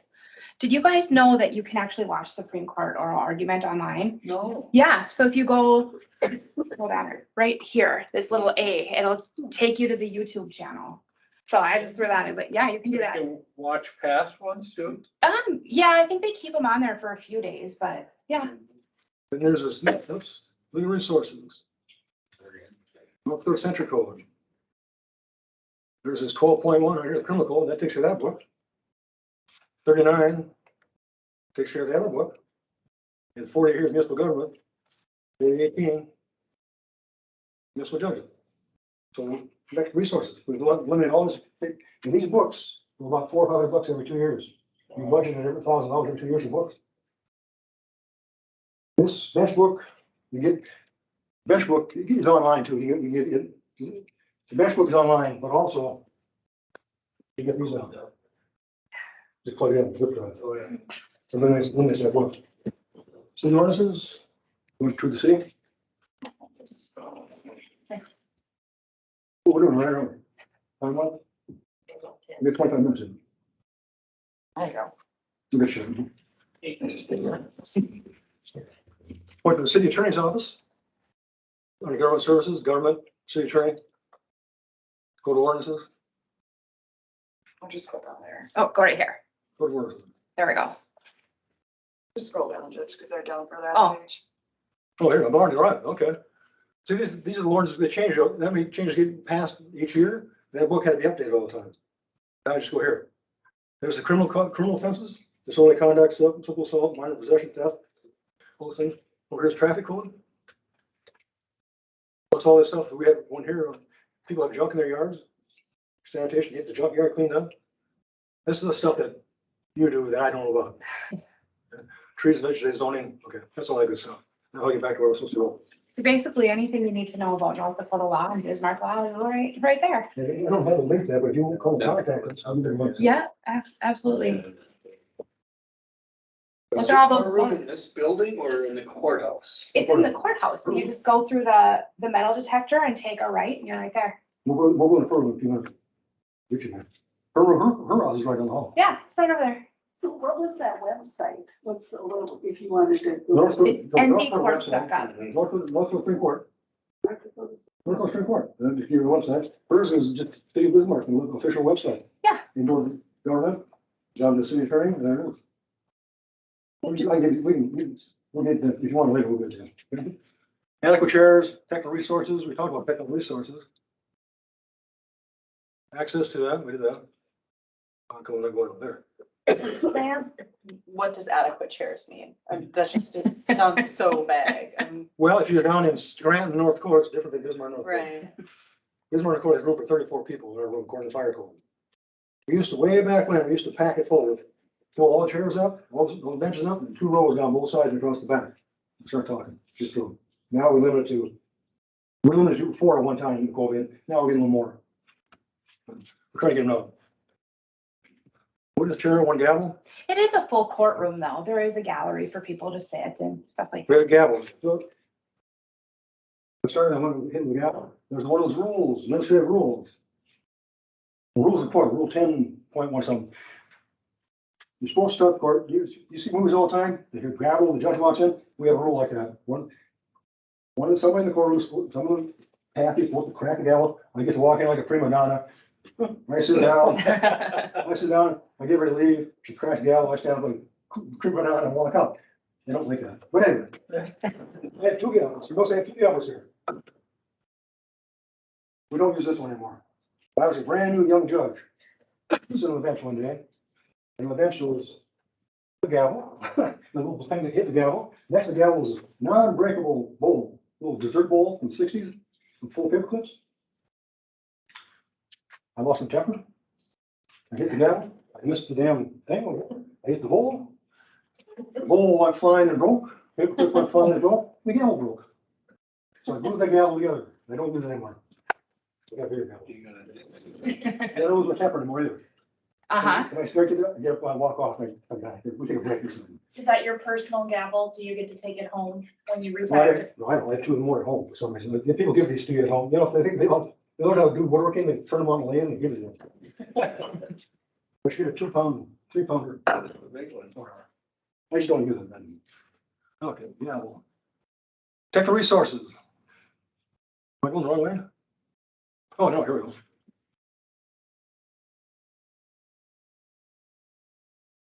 So there I am on the Badlands conducting court. I'm talking to prisoners. Because I can do reliable electronic means. And I get cell service on the Badlands. There are no roads in or out where this cabin is. What I'm doing there is I called her, and Stephanie's in the room too, and I'm tied into the telephone to the jail. The people come on the screen in the jail, and I talk to them. And it's great. I think you were hunting myself. Well, it was pheasant. That wasn't venison, it must have been turkey. You know, opening deer season this year was a very quick court day. Yeah, there's no roads ran out of that place, so anyway. And Zoom, we don't do Zoom, a lot of courts do Zoom nowadays, and Zoom is great stuff, it saves a lot of money. We talked about it earlier, the cost to pay an attorney to drive to Bismarck to Williston for a 15-minute hearing, it doesn't make sense. The Zoom, before you had Zoom, judges, you would have to ask for it, some judge will let you do telephone calls. Now Zoom, it's great, saves a lot of money. This is just another judicial compensation. And just, it's the bigger cities population, the higher the yearly or annual. But you're not gonna find too many people, law trained judges that want to go drive some small town someplace in the middle of the night, in the evening, do court for, maybe, I don't know. A lot of these courts don't have big cases. That's what the difference between law trained, non-law trained, these seminars. Judge, I get one case a year. Well, we get 17,000 a year. There's a difference. We learn the rules, we know the rules more because we do more. So that's what everyone gets in the larger cities, 17,000. That's the minimum, that's the minimum. Oh, I was gonna say, because that That's doesn't not- seem like much money. You're not, you're not gonna find, I mean, he gets a gavel. you're not gonna find an attorney at Bismarck doing it. No, of course Not not. for 17,000 cases. Shut up. Doesn't happen. That's just, that came up a few years ago. This, we'll say over 10,000, these are minimum standards. You don't need a robe. I like a robe. Yeah. It distinguishes the court, makes me separate from them. It reminds me of what my job is, to sit here and do and follow the law, that kind of stuff. Yeah. Bond, we have a bond schedule, so people get arrested. They don't need to call us. Here's the bond, let them out. Post the bond, and appear in court. The training, we talked about training. Here, we get questions all the time. How many do you think you can answer? Ooh, tough one.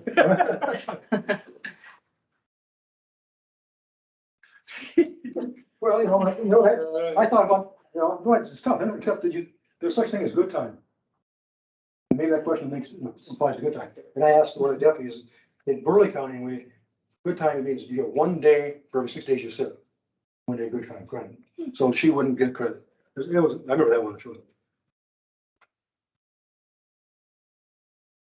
That's the same like stupid question too, doesn't it? Then you think, well, Judge, if I plead guilty, what happens? If I'm not guilty, what happens? I gave you your rights, but I talk fast, those rights, if you don't know, you go through them. So maybe that's a good question, maybe. Sure. Course of conduct, and that's, it's just canons, trying to establish standards again. Minimum standards for courts. Well, they want standards for judges too. It's trying to unify, so people follow the rules. There were certain rules. And there were 4 canons. There used to be 5 canons, but a couple years ago, there was a federal U.S. Supreme Court decision that came out. They do a free speech for judges. And so they went from 5 canons. The federal government the U.S. government went from 5 to 4 canons. So the state of Dakota went down to 4 canons. So I'm not gonna read this, so you read it to it. Fair and impartial.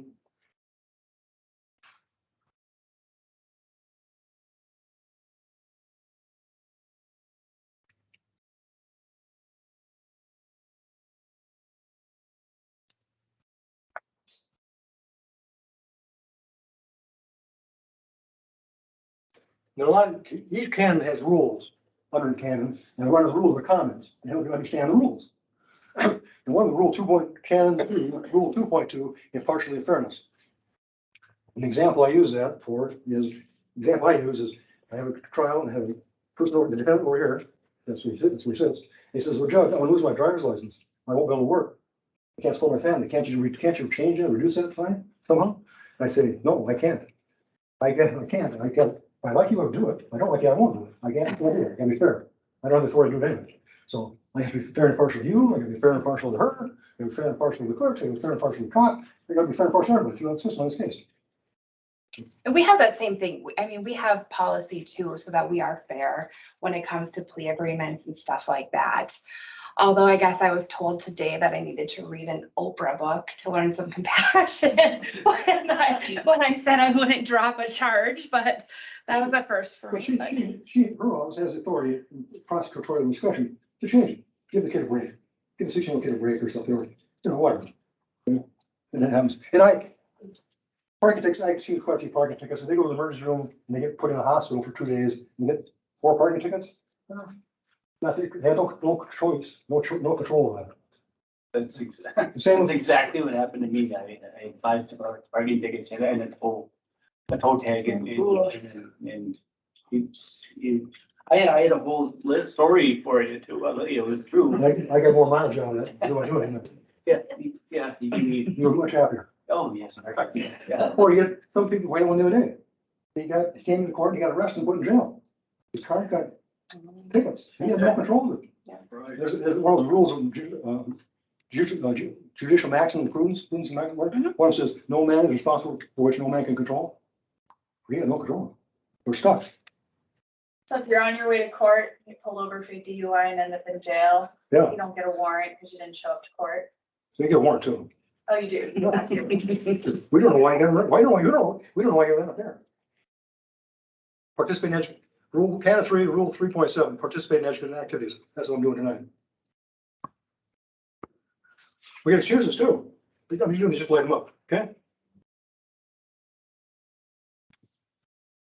These are actual excuses.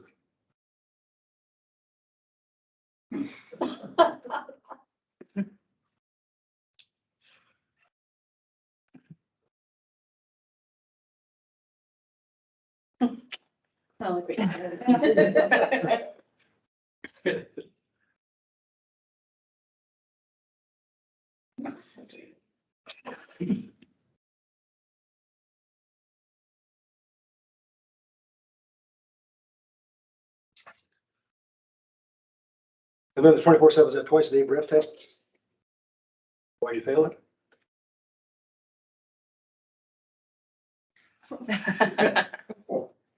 Oh, do. So let's go inside the courtroom. That's the Burley County Courthouse across the street. Like she said, you walk in the front door, you go through security, you turn right, and we're right here. We have bought that first floor, the first in the old section, right? All across. Courtroom's in the front. We remodeled the court used to be courtrooms. Yeah, the courtroom's here. Okay. We have windows in our courtroom. The new courtrooms don't have windows for security reasons. They're remodeling the first floor of the Burley County Courthouse with new courtrooms, and the new courtroom is not going to have windows. I like the windows. But I guess I thought somebody could shoot you, but they threatened to shoot me anyway. So what is it? Right? We're a guy that had a gun. I got a gun. I know where Judge William lives. I got guns now. I'll go shoot him. Whatever. So anyway, inside the courtroom. Do something wrong here? No, there's no. Something had my white hair. I don't know. I paint the ceiling or something. Oops, I never go there. Let's go. Well, here we go. Inside the courtroom.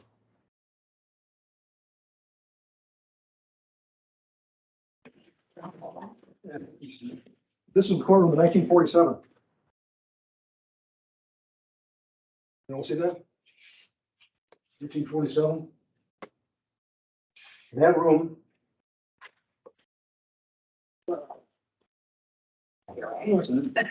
That room was in the basement of this building.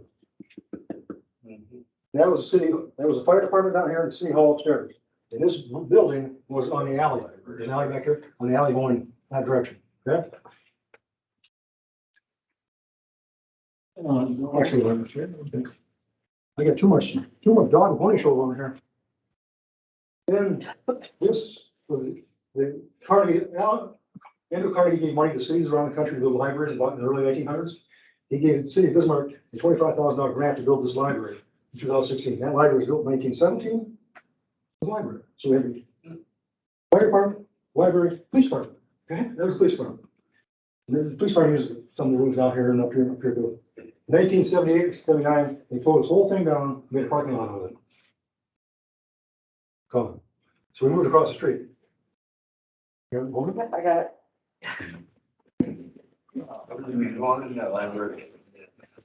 A couple years ago, build a parking ramp. See the parking ramp? Oh, so those are across from World War. Yeah, put parking ramp. The windows? It was very deliberate. Didn't know that, I did not know that. You know that? What do you think the library floors, levels of the library, or levels of the parking ramp are? Edgar Allan Poe, Ernest Hemingway, Mark Twain, Vernon Mitchell, Louis L'Amour. Those are levels of the parking ramp. Pretty cool, huh? We had to be creative because the other ramps are already numbered, colors, and letters.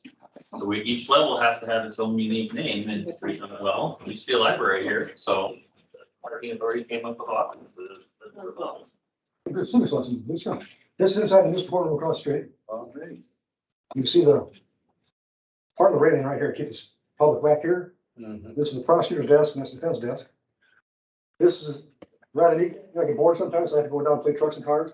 Actually, that's sometimes you get trapped, careless driving stuff. I was going this way, he was going that way, and it's sometimes easier. Words, pictures worth 1,000 words. Sometimes easier for people to tell you that.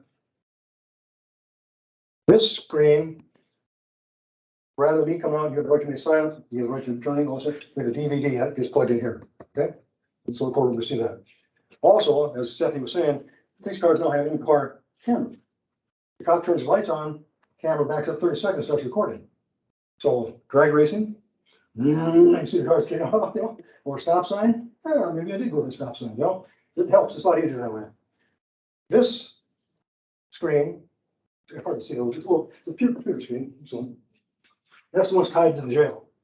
So if I'm sitting here, I look at the, I see the jail, people in jail, on that screen. Or if I'm on the Badlands or where I am, I call you, she stands there, looks at you, at the screen, whatever, okay? This little computer, this one, I'll show you another picture. That's tied to the Supreme Court Odyssey program. So the clerks put the docket in the morning, all 200 of them, and the person comes up and stands in front of me, I click on their name. And the whole doc comes up, okay? They're right, you know? Everybody think of a bear. Put a bear in your head. You ever think of a bear? You ever got a bear? What color's your bear? What's your bear look like? Is it a brown bear, black bear, white bear? Brown. What's your bear? Polar bear. Okay. What's your bear? Black. I thought it was a black thing. Anybody got a teddy bear? Anybody got a teddy bear? Anybody got a bear that Brooks Falls getting salmon on the river? Lots of different bears out there, right? These people come from me, I know nothing about them. Absolutely nothing. I don't know what their bear looks like at all. If I look at the screen, I see the record, it gives me a little bit of picture. So I can hear the evidence. Just because in front of me in the charge zone, I don't know anything about it. I have to learn the evidence from her, or the court. Once I get the evidence, I get a better picture of what that bear looks like. I can deal with the bear. Otherwise, I'm just dealing with 12 different bears. The picture I get is a lot different than one I might have until I hear the evidence. So you gotta judge the facts, not the person. This little screen, we remodeled 10 years ago. At that time, you see courthouses all the time, they have symbols, emblems. Okay, we didn't have called fitting, we have your sheet sign on it. We don't have them, so we made our own. We got our own sign. This bench is bulletproof too. That's an old bench. We have 2 flags that we're required to have. We have a judge's chair.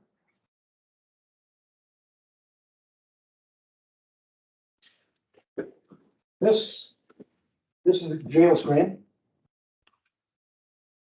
Way back when I first started, everybody was orange. And they went orange and black. No, black and white. Now I go black and white for men, orange and white for women.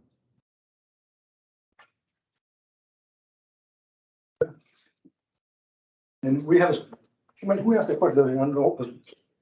Transgender people. We had one the other day, and I think of what happens. It was a woman. He thought he was a woman. Yes. He was a woman, yeah. So they put her in an orange suit, but they segregated them. They're off someplace else. That's how they handle that one. But there's sometimes if you come for me, I can't tell. And on the citation it says male or female.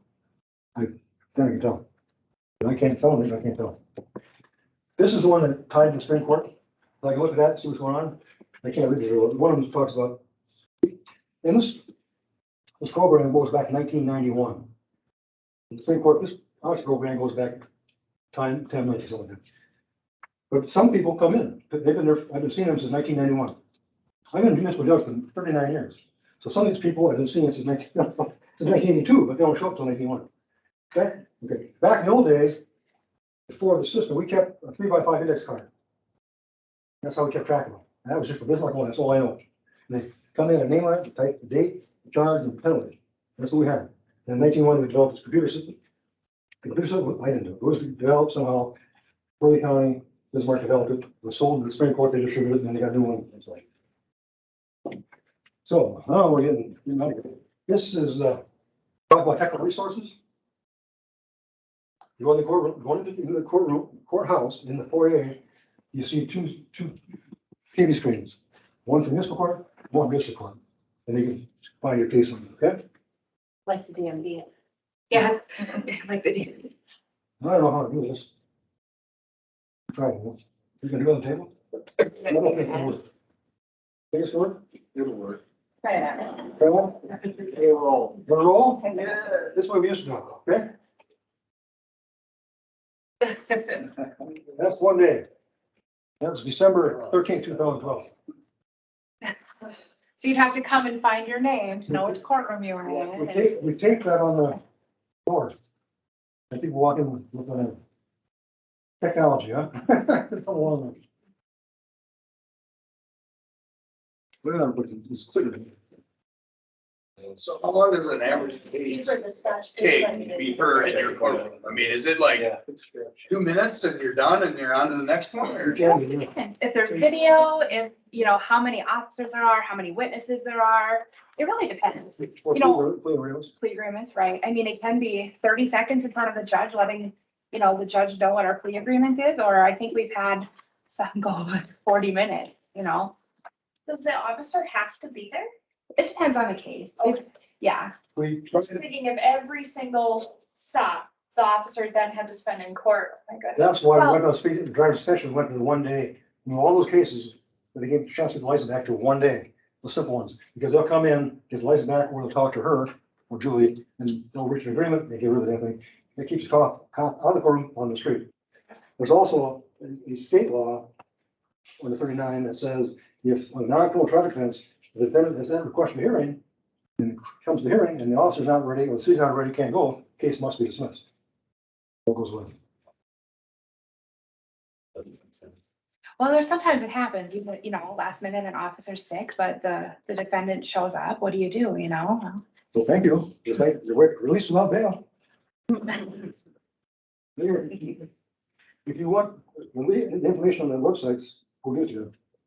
If you have any questions, you got the email. How do you get timelines right on, right? Talk fast enough to get through it. Any questions? All right, thank you. Thank you, Stephanie, Nicole, and Kathy. Maybe we'll take a little 5-minute break here, ready to go stretch your legs. We were talking, I don't know, if we have this again, we'd like to take it, do it in the courtroom. That's a possibility. If we can we get in after hours? Yeah. You got a key? Yep. The sheriff will listen. So for next time, if we, you know. It'd be more fun, wouldn't it? Or you could just get a bunch of traffic tickets and go. Let's not do that one, but. We make money, city needs money though.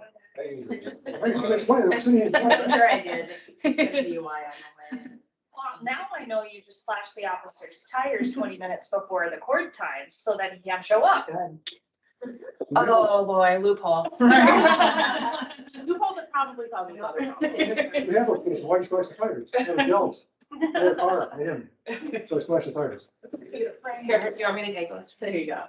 Possible. Very good. Very good. Yeah, Thank that you. works. Thank you. Any break or whatnot, we're gonna run through. So we're gonna do assessing, and then talk about information technology and the GIS graphic information, and then we'll finish with fiscal services.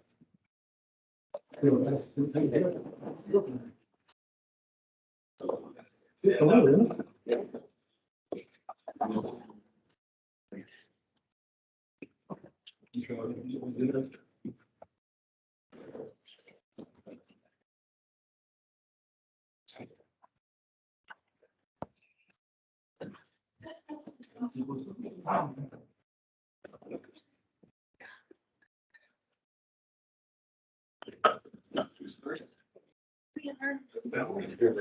think that should be everything. Excuse me.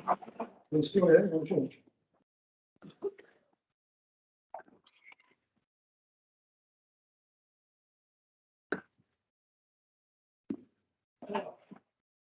And then we need stuff. Have fun.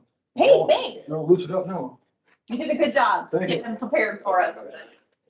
Here? Yes. And then I'm gonna need to play Oh, that video. okay. I don't know if it works on my link I put in there or not, so. You gotta hold the control button, but it should work. Okay, perfect. Yep, it'll work.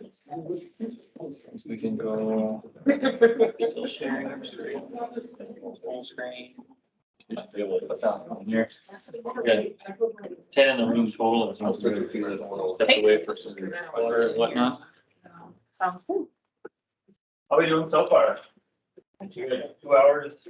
You guys okay? Learning anything? Okay. More than I can remember. Hopefully it's not a test. Well, that's what we were here for, the test. The judge, you really gotta listen when he's talking. He's efficient. The court stenographer, like, she has to. Oh my God. I don't know who it is, but they have to. She's do really that. good. Yeah.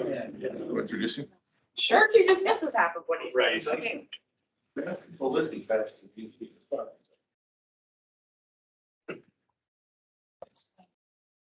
Yep, help yourself to a snack or something to keep you going here. We're about halfway. We got 2 more. We're gonna try really hard to get everybody out of here by 9:30. We understand that y'all and have other things to do, and maybe not tonight, but tomorrow comes early sometimes as well. So, we've got in front of us, we've got Dimitri Cherniak. Dimitri is the finance director, so he oversees 3 divisions. All 3 of those divisions are on the 3rd floor, the floor just below. The first group here is a portion of our assessing division. And so these guys are going to talk about what it means to value properties, set those valuations and how that plays into taxation. I don't want to steal everything here, but Dimitri will be the kind of the common denominator between the next hour's worth of information. So this is a portion of the 3rd floor, and I'm going to stop talking so you can really learn some things from the assessing folks. He's not going to talk? I thought he might say I something, scared him but off? you might have. That's all right. I steal your thunder, Dimitri? That's all right. Good evening. I'm Allison Jensen. I'm the city assessor here in Bismarck, and I have senior appraisers, Casey Patzner and Jeff Fitz, with me this evening. We would like to share a little information with you about our assessing division. But we want to start with a quick little video, a little over 3 minutes, that kind of gives you an overview of what our office does. So The sound on? I'm not sure. Could be. Click it, see. Maybe the little play button below. That one doesn't, no, that one I know doesn't work. Hold control and try it. Yeah, I thought I was. Don't hold control, just click it. Yeah. There we go. Haha, Something bad. we were trying the wrong button.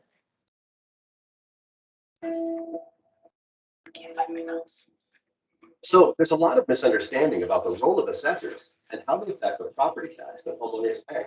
When someone hears the term assessor, they think of a scary.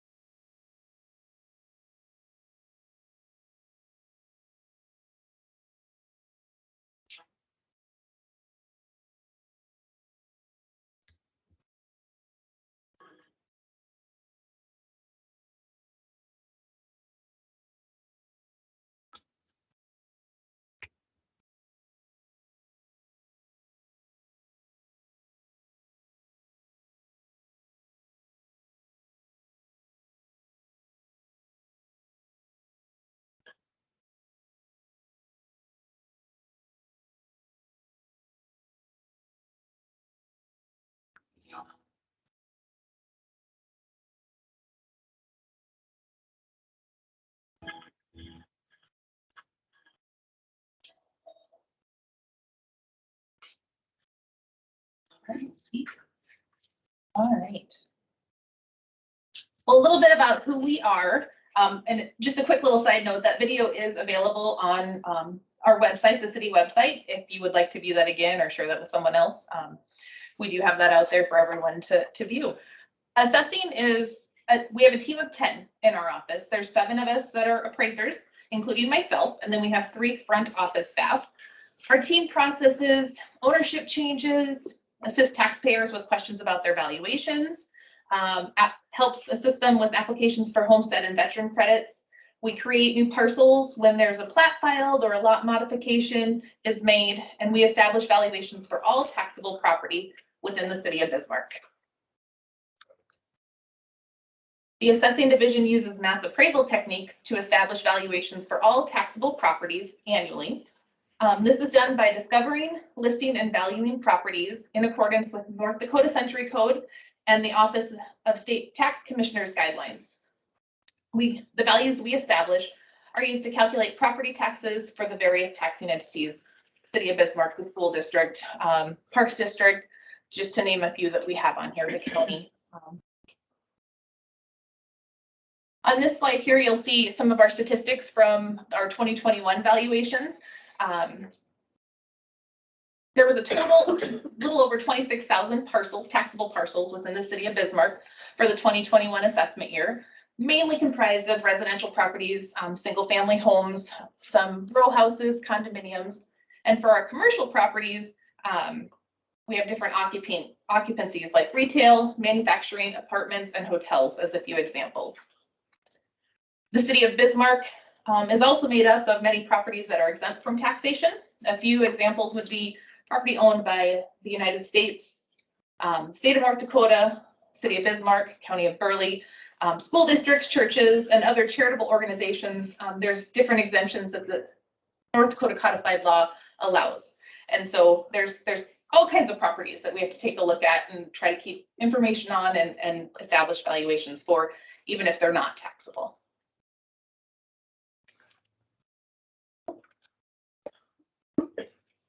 Okay, so discover. So how do we know which properties to inspect? Some examples that would prompt a physical inspection of your home, whether it's or residential or commercial, I should say, are if the property transfers ownership, building permits are taken out, so such as new construction, additions, remodels, basement finishes, decks, sheds, detached garages. Are just some of the examples. Also, if that property is in a reassessment area for that year. And also, if there's a natural disaster, so a flood, tornado, fire. And the next. Okay. Oh, sorry. Nope, you're good. Okay, so when we're at the residential properties, that require a physical inspection, some examples of things that we're looking for are overall square footage, the style of the property, how much, finished square feet is in the basement, number of plumbing fixtures, number of fireplaces, the condition of the property, and also measuring, some of those exterior items are just some of the examples. On the commercial side, when we go out there and look at the commercial property, you know, you're looking at, it could be a restaurant, gas station, office building, shop condo, implement dealer, car dealership, whatever. You know, we're going out there and we're looking at the, you know, what's the occupancy of the building? What do they do there? We look at the construction type. Is it metal? Is it concrete and block? Tilt up? Is it a combination of multiple building styles? Steel construction, frame construction, concrete block, brick, or is it in concrete block ephes? We look at how many stories. What's the finished detail? Does it have an elevator? Adds value. Does it have overhead doors for a shop? We also look at the finish inside. If it's a shop, does it have lining on the exterior, you know, rather than just sheet, rather than just insulation? We look at all kinds of things so that the inspection on site is important so that we don't make assumptions, because we want to make sure we treat each property fairly and like equitably. So that's why we go on site to look at these buildings so that we get all the detail, plug them in order to come up with a value that represents the construction type and the occupancy of the building. Yeah, so after the inspection of the residential or commercial property, we enter the data into our software program to establish a replacement cost for the structure and add in the land valuations. We then compare this cost approach to the prior year's sales with the sales comparison approach to establish a market value for the property. We will use the 2021 sales to establish values for 2022. Property is valued each year based on the previous year's market, not just those that we inspect that have the permit activity or transfer of ownership. After we've established all of our values for the year, we compile our annual report and we present that at the City Board of Equalization. That's held annually at the first commission meeting in April. Codified law says we have to hold that within the first 15 days of April. And at that point in time, we're going to share the information on the values that we came up with, and property owners are welcome to come and question their valuation. They can file an appeal and come before the Board of Equalization and explain why they feel their property value isn't what we have on it, if they think we have an error. We highly encourage people to come and visit with our office prior to that meeting so we can help them understand how we came up with their valuation and do an inspection of their property if we haven't done one recently to ensure that our data is accurate. Because if we do happen to have an error in our information, it could be adversely affecting that valuation. And the only way we're going to know that is if we can inspect the property, interior, exterior, take a look at everything. And so that's one of the processes here at the City Board of Equalization. Anybody whose property value changes by more than 10% or more plus $3,000 will receive a notice of increase from our office around the end of March annually. But a property owner is more than willing, welcome to call our office and we can share what the valuation we have on it. If you didn't receive a notice, and if you have concerns with your valuation, we can discuss them with you at that time. So there's a threshold at which point property owners are notified so they can approach that before it gets approved. Yes, and that's written in Century Code. They set those rules for us and that's what we follow. But it's 10%, right? Yes, it would have to increase by 10% or more and $3,000 to trigger that notice of increase annually. And $3,000. Both. And, yep. 10% or more and $3,000, and the notice of increase would be generated and mailed out of our office. So if I had $100,000 home and it increased to 110, I wouldn't be notified. It'd have to increase to 113? Yep, you've got that right. So, after the City Board of Equalization happens in April, all of our values then roll to the county. The county will then hold their County Board of Equalization in June. It's required again the first 15 days in June. And values for the county as a whole is presented to that board. Property owners can then, if say they came to the city and didn't like the decision that was made at the City Board of Equalization, they could turn around and take that to the county, make the same appeal. The county would then do the same process we did, come out, take a look at the property and make a recommendation to their board to take a look at that, potentially changing the value if they were to find something that maybe we missed along the way. But that is the right, you know, that the property owner has to take that there. And then after the county's done, all of those values roll to the state. The state audits all jurisdictions to make sure they fall within the tolerance level that they've set. They want our valuations to fall between 90 and 100% of market value. Because we do mass appraisal, we have to, you know, if they look at the city as a whole, they don't look at each individual property to make sure that falls 90 to 100% within the market value, but they're going to look at all of the data that we have. And if we were to fall out of compliance, the state would require us to change those valuations. So if we were under the 90%, they would make us raise the values. If we were over 100%, they would make us lower that. So a lot of the analysis that we do is to try and ensure that we are where they're looking for us to be, because we definitely don't want to fall out of compliance. And every year we have to look at a new year's worth of sales. And so because the market's going to change annually, valuations could change annually.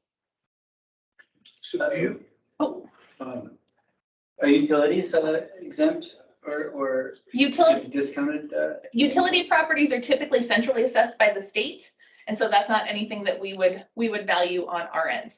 But there is a taxable value placed on those that the jurisdictions will receive some funds for. Okay.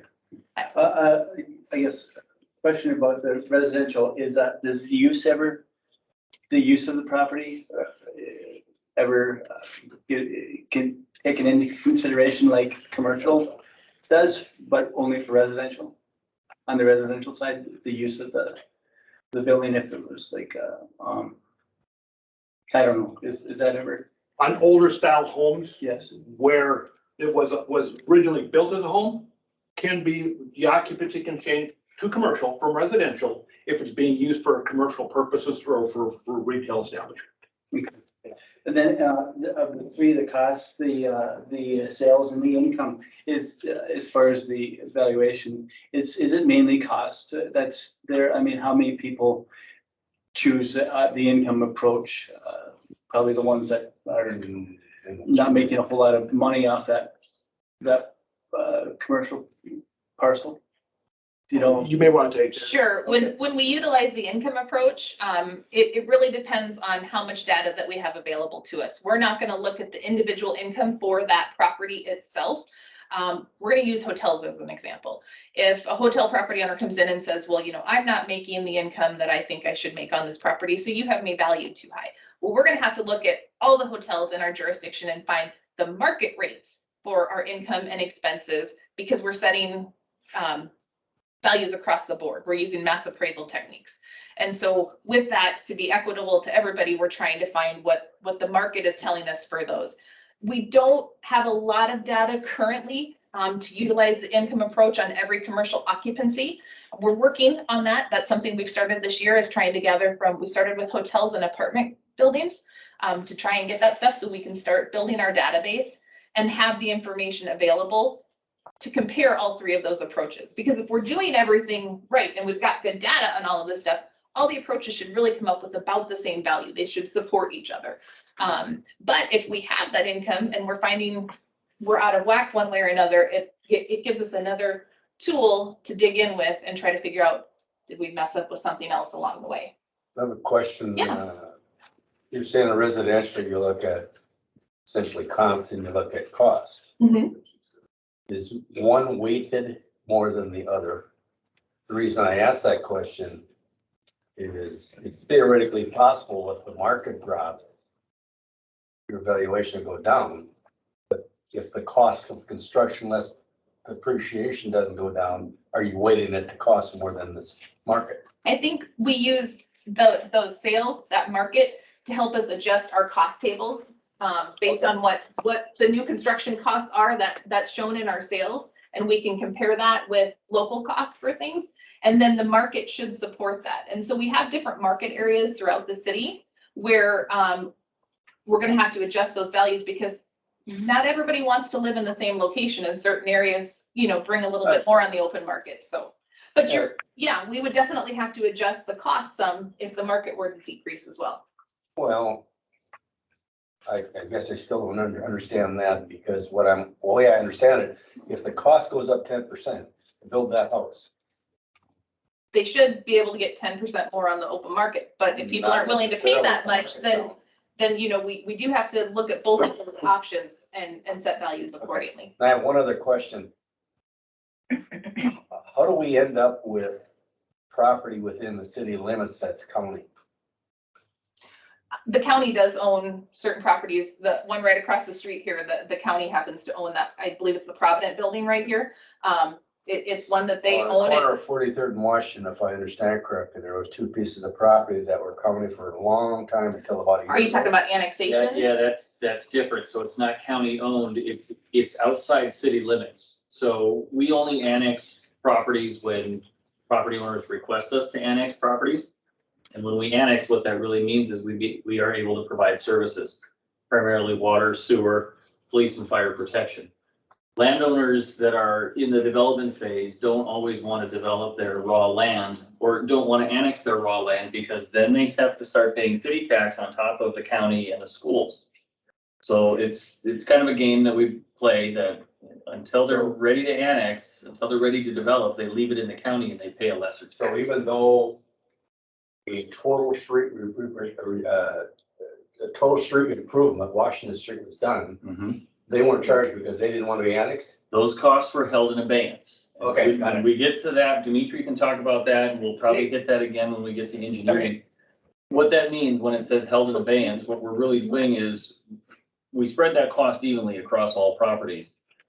When we hold it in abeyance, we park it. We as the city become the bank, and we pay that debt until that land annexes, and then we say, congratulations, here's your bill.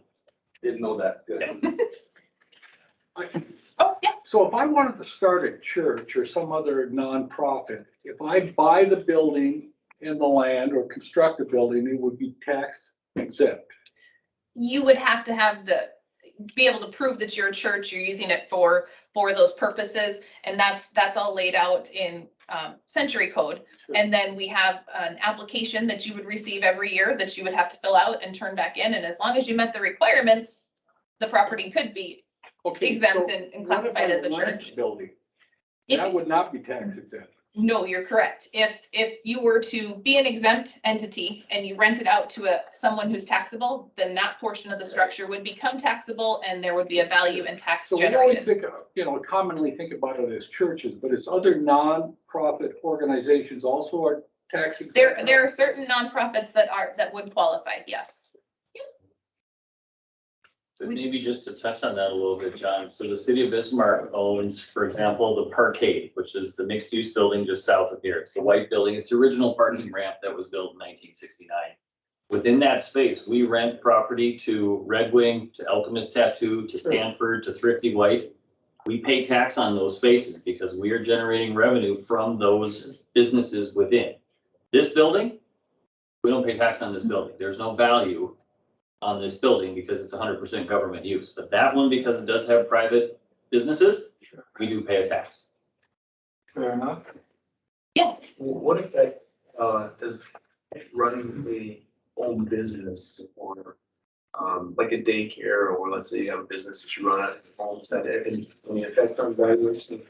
Typically, like on a residential property, if they're just, say, using part of their basement to run a daycare out of, or if they've got their office for their home business, that's not something that changes the classification for us.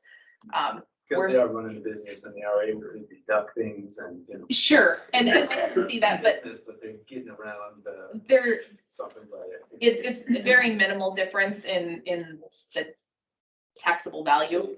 So And there's not really a whole lot of those, that we're aware of in single family homes. And zoning would prohibit a lot of that home occupation type use. So we'll get to that part in, I think it's week 4, but zoning is essentially the laws that govern how the land can be used. So in a single family neighborhood, that's the predominant land use, is single family homes. But you're right, you'll see daycares, you'll see attorneys that work from home. What you won't commonly see is a retail center right in the middle of a residential neighborhood. Zoning would prevent that from happening. So you don't use this. All right, and then. When an owner pulls a permit for a home improvement project, do you have to go do an inspection? We do.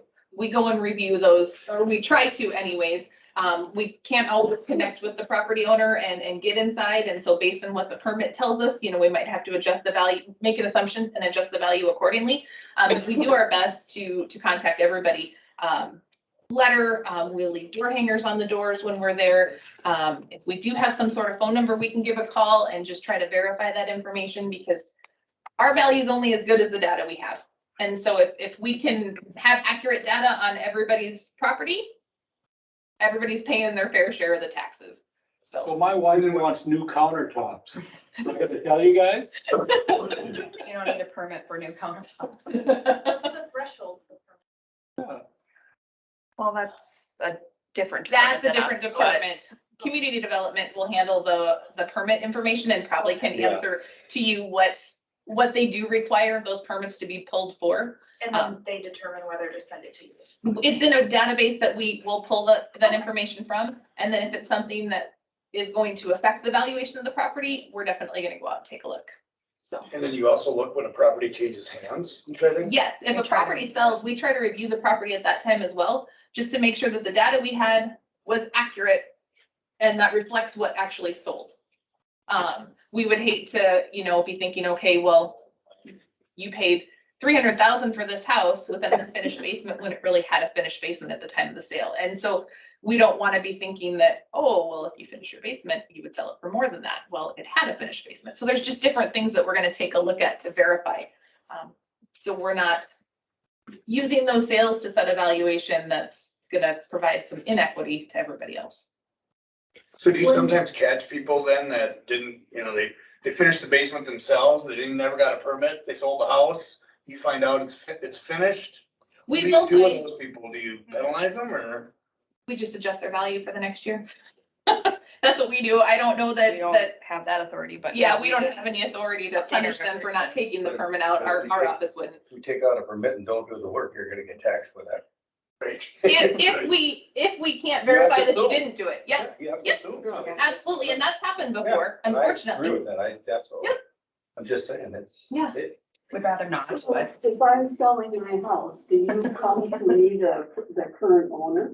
Or do you, when I'm buying a house, do you come and assess the house that I'm buying? We tend to review it after it's sold. So it would be the new owner, the person who recently purchased the property, that we're gonna reach out to verify what was there when they purchased it. And if they've made any adjustments to it since they purchased it. so the house you sell, they don't, if somebody buys your house, they go with the new owner, but the new house you buy, they go with you. Because. And if no one ever comes or calls or? If nobody ever calls to set up an appointment with us, we're gonna check some information on the MLS, see if it was listed for sale by owner, if there's any other resources we can find to talk to realtors, to just try to verify that sales information to determine if it's a sale we should use in our analysis when setting values.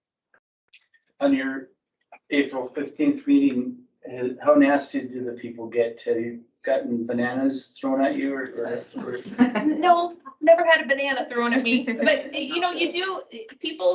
they get concerned about their valuations, and it does affect their pocketbook in the end. And so some people can get fairly worked up.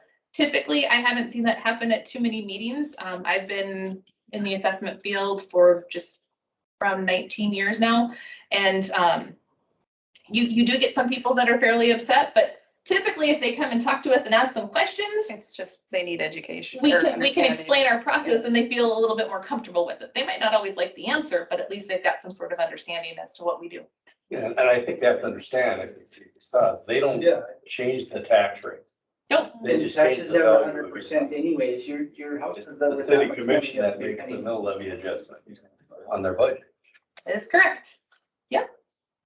I think I was talking about, county board is done in June, values roll to the state.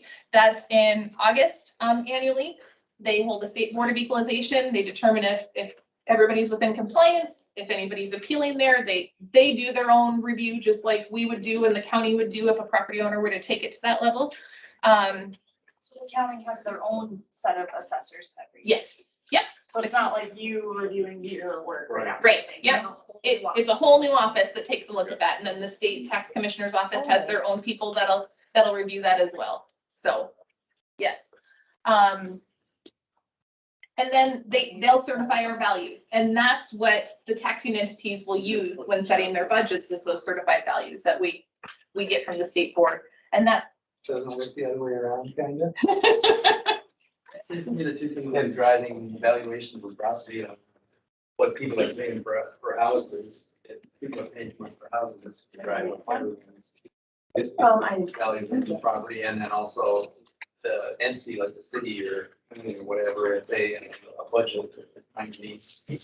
Okay, well, we need this much money, so divide it up into this size people. And that's, we'll take our total valuation and they'll take a look at that, and that's how they will spread those taxes. Yeah. But Dimitri will give you a good little information on that. For you, man. You're a legend, Dimitri. I hope you got something to keep you awake.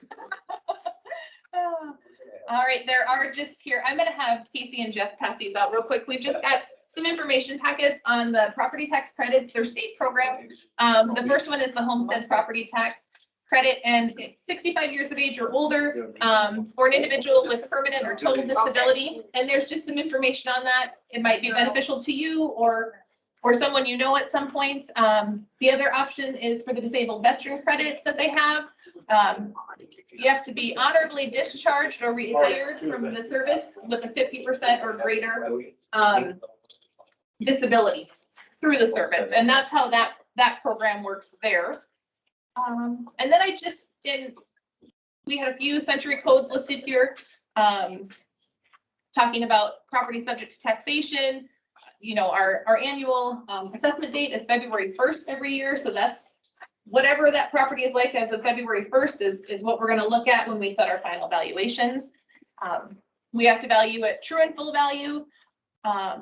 And there's the definition for true and full in century code when assessments are made.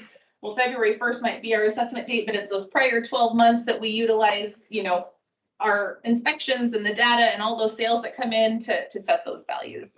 Why did they take the true and full value, then divide it by 2 for the assessment? But you don't understand what they're doing. I mean, it's always like, what's this? That's a valid point. It's something they put in code that we just have to follow, but that's how they take from the market to the assessed, and then you take it down to the taxable and apply your mill levy. You're right, it is a complex process. They don't want an easy formula, I suppose. The last little bit here is the International Association of Assessing Officers. This is sorry. They serve professionals in the assessment field, and the state of North Dakota requires we take quite a few of the classes from the IAAO for our certification. Everybody who's an appraiser in our office has to be certified through the state to set our valuations. And so they look to the IAAO for a lot of their education and resources. They help us, recognize the 3 different methods, learn about the sales comparison approach, the cost approach, the income approach. They give us a lot of great resources and training on that. And they have their definitions for market value and everything else that we utilize. So it's a very important association for us to be aware of and involved with, because it just helps us be more professional in our job. You guys have any other questions for us? How many assessors do you have in the office? Just 2? No, including myself, there's 7. Okay. We didn't make everybody show up tonight. A lot of property. That is a lot of properties. We are right around well, what was it, over 26,000 parcels last year, and the city of Bismarck continues to grow. So every year we're getting a few more annexed in and new developments, and those are things that we have to, you know, take a look at and place our valuations on, so. So you mentioned that sometimes certain areas are deemed like, we're just gonna assess this area. Mhm. How often does that happen and how do you determine that? Where there's not been a situation like a permit or a. Sure. We are working on reviewing all of the parcels in town currently, and then we will be establishing a more formal reappraisal plan. IAAO suggests that every property should be physically reviewed once every 5 to 7 years. And so we are going to break the city up into different areas and focus on those. And hopefully, you know, that works out in everybody's best interest. So it's not an extended period of time. Unfortunately, there are some properties that have been quite a few years since we've been able to take a look at them. And that could result in a valuation not being equitable because we might have some misinformation on that. Something's changed that we were unaware of. Maybe they ripped all their basement finish out, or they had because they had a water leak and we were never made aware of that. Or maybe they did finish their basement when it hadn't been finished before. And we know about the neighbor who finished their basement. And so now we're not treating everybody the same, even though technically they might have the same finishes. And so we really are going to try to do our best to take a look at everything. More often. Yeah. Yep. There you go.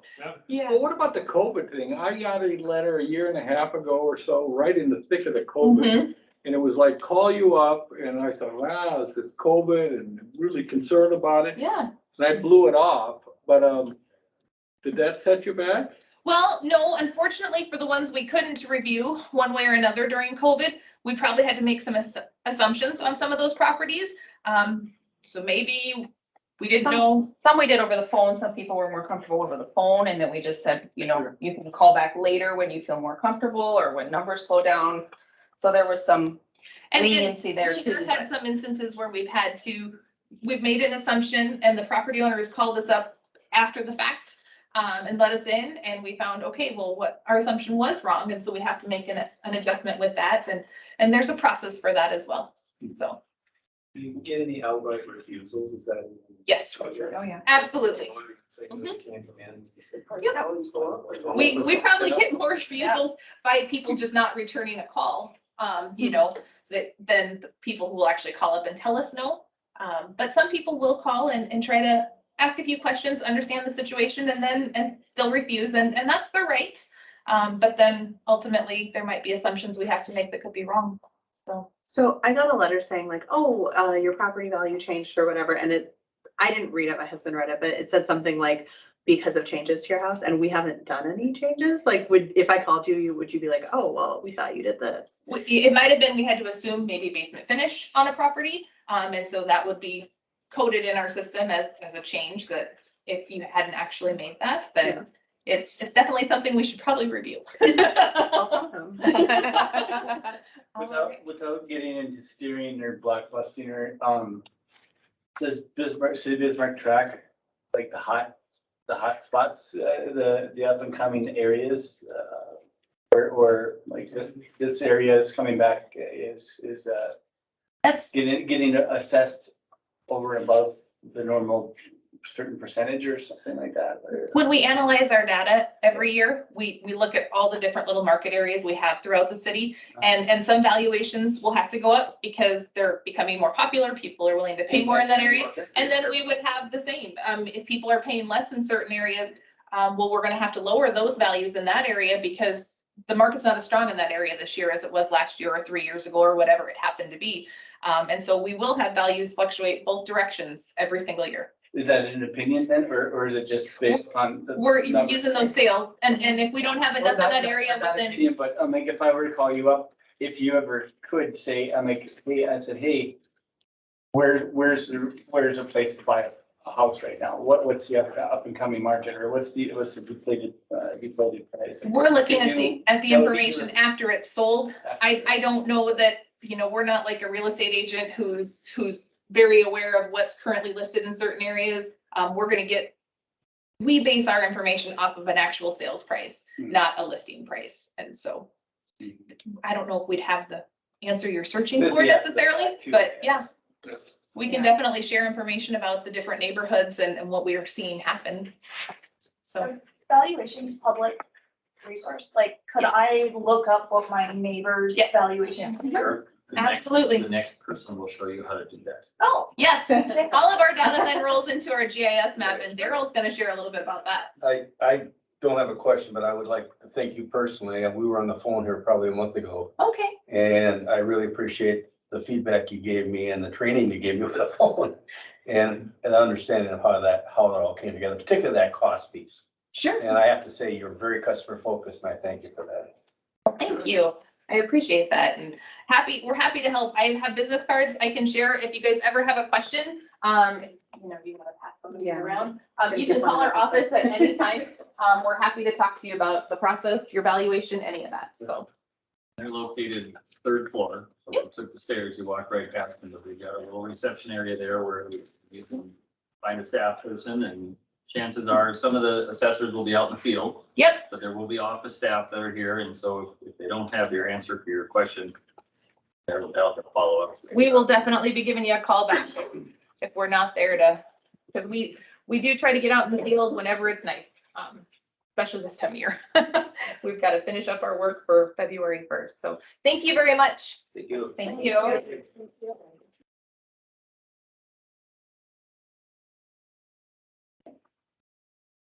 Next, we're going to go through information technology and geographic information systems. A lot of times you'll hear it just referred to as GIS. My shorthand version of GIS is it's a world of maps. So we've got Daryl Nusich. Daryl's our GIS coordinator. Tondra Kraft is over there running the mouse. Tondra is our information technologies director. Hi. All yours. Okay. Well, good evening, everybody. I'm Tondra Kraft, as Jason introduced me as a IT GIS manager. So who is in the IT GIS division? We kind of are separated into 3 different categories. We have GIS, which is our geographical information systems, as Jason said, a lot of maps and data. Then we have our systems analysts, which do most of our application support. And then we have our systems administrators, which provide our infrastructure support. So since we just rolled in from Allison's assessing, we're going to start with Daryl Nusich, our GIS coordinator. He's going to kind of talk about GIS, what it is, and like how all of their data helps the entire city. I always tell people if I give Daryl a problem, he can solve it with the map. I'm not joking. There is so much information that we have within GIS that it's just astonishing. Yeah, well, thank you guys for the introduction and so what is GIS, and I'll help explain what that is. Right now we have 3 staff in my area. I supervise 2, and then we're actually gaining another staff member on Monday. So I'm starting as a new GIS technician. GIS is, like Tondra said, it's a geographical information system. That's the acronym, but it's really a computer system for storing, integrating, manipulating, analyzing, and displaying data related to positions on the Earth's surface. Typically, a GIS is used for handling maps of one kind or another, and these are represented as several different layers where each layer represents data about a particular kind of feature. And each feature is linked to a position on the graphical image on a map and then associated with an attribute table. So characteristics of a feature that, describe what that is.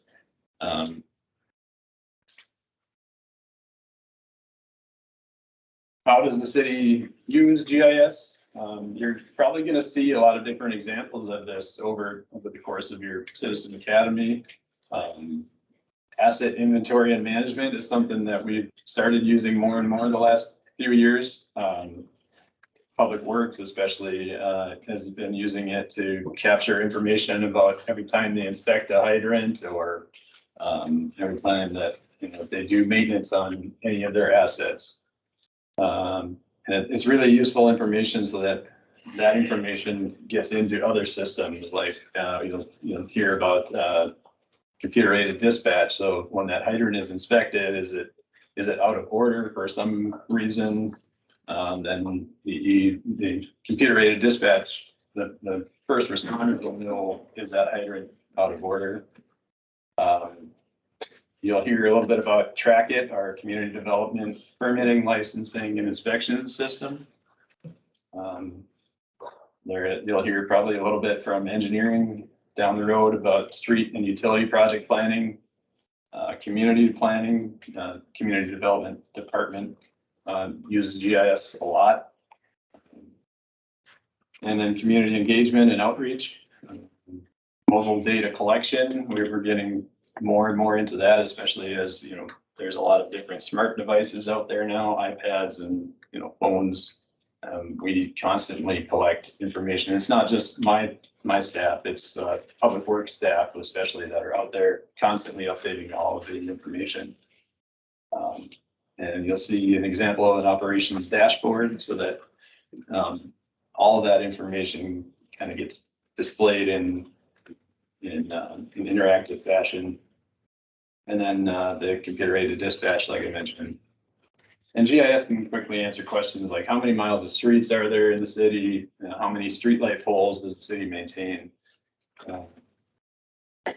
There's two different types of GIS data. I don't want to get too far into the weeds, but vector versus raster files. Raster files are simply an image, you know, so it's a grid of cells, if you will. And then vectors are points, lines, and polygons. So I mean, that's basically, everybody knows about what points, lines, and polygons are, but the points can represent, you know, hydrants or trees or a water valve, a sewer manhole, a firefighter, for an example, or a fire station, or a traffic signal light.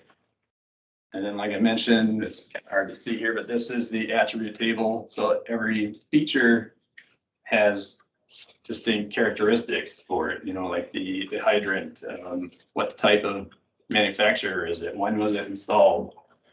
The tree, for example, maybe what type of tree is it? You know, when was it inspected last or pruned? That information is all stored in GIS.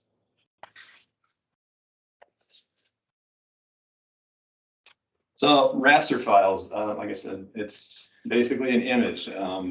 We collect, or we contract out imagery collection typically every 4 years. So we have data going back to 1957, actually. And then in 2001, the MPO started acquiring imagery. 2001, 2005, 2009, 13, 16, and 20. And this is an example of the 2020 imagery. It's a great tool for us to help validate locations as well as gather new information through visual interpretation, like building footprints. We have almost every building footprint in the city. We try to update, but it's a lot of information.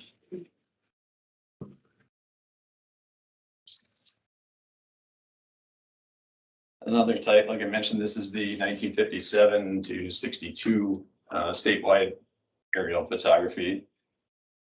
This just simply shows that we've got historic imagery going back for a long ways, and you know, it's just mainly used as a visual reference for, you know, going back to see what did things look like. My department doesn't use it a whole lot, but you know, planning and engineering likes to see this. I have a question. Is that information public or is it part of the GIS? Yeah, this imagery is publicly available. It is. There is a state GIS hub that hosts all of this.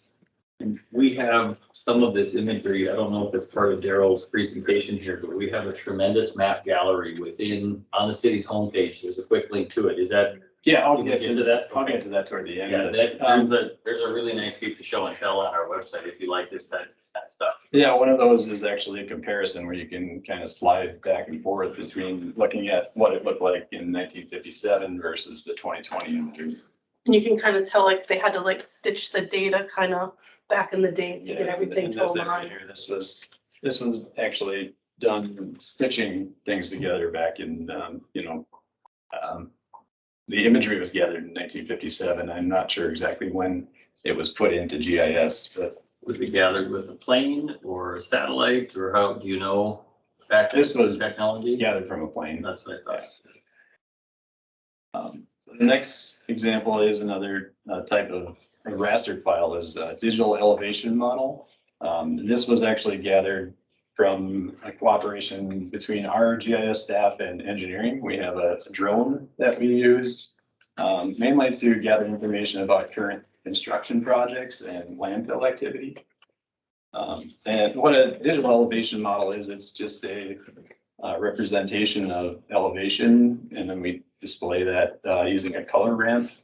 And we can also generate things like contours, hill shades, slope, aspect, and other types of spatial analysis and modeling.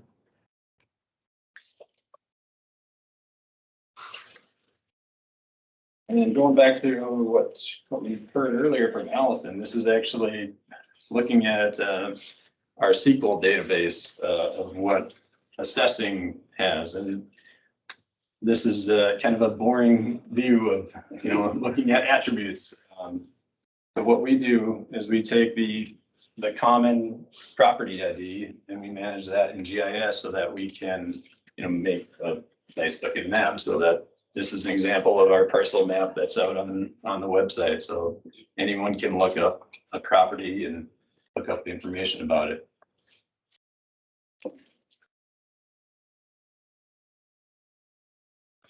Here's another example of a map that's used daily by, this is actually Assessing's map, but basically this is showing you, how GIS is organized and all the different layers that are used, addresses, auditors lots, blocks,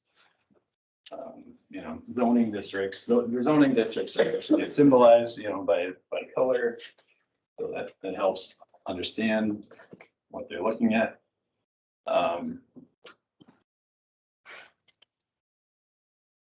That's just GIS in a nutshell. And then I talked about an operations dashboard. This is one of our most popular ones. This is actually looking at crash data over about the last 10 years.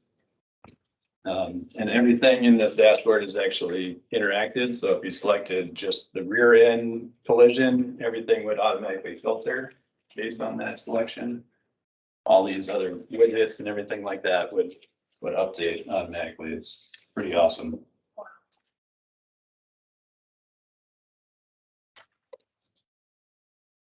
And this is just a snapshot of our map gallery. Like Jason mentioned, it's a collection of different maps that we post publicly. Anybody can access those. They're on our website. You just go to bismarcknd.gov and there's a button right on our homepage for Bismarck maps. Daryl, I think this is up to, but I'm going to. Can you get to open a browser and then show them how to get there? Because there was a question with the assessors about public information. No, just to escape. Yeah, just to escape to get out of your PowerPoint and then just minimize it. scroll it down there. The question was, assessing data, is that publicly available? And if you can go to the parcel map within the map gallery. Okay, so here's our homepage, bismarcknd.gov. If you scroll down, there's a big button on the right, and there are maps and GIS. Gotta click here, it'll open up a new screen within your browser, and then all the maps are listed alphabetically. If you scroll down to the one that says parcel map, or the historic imagery, that was a good one too. We would encourage you guys to check this stuff out on your own time. It does work with your phone.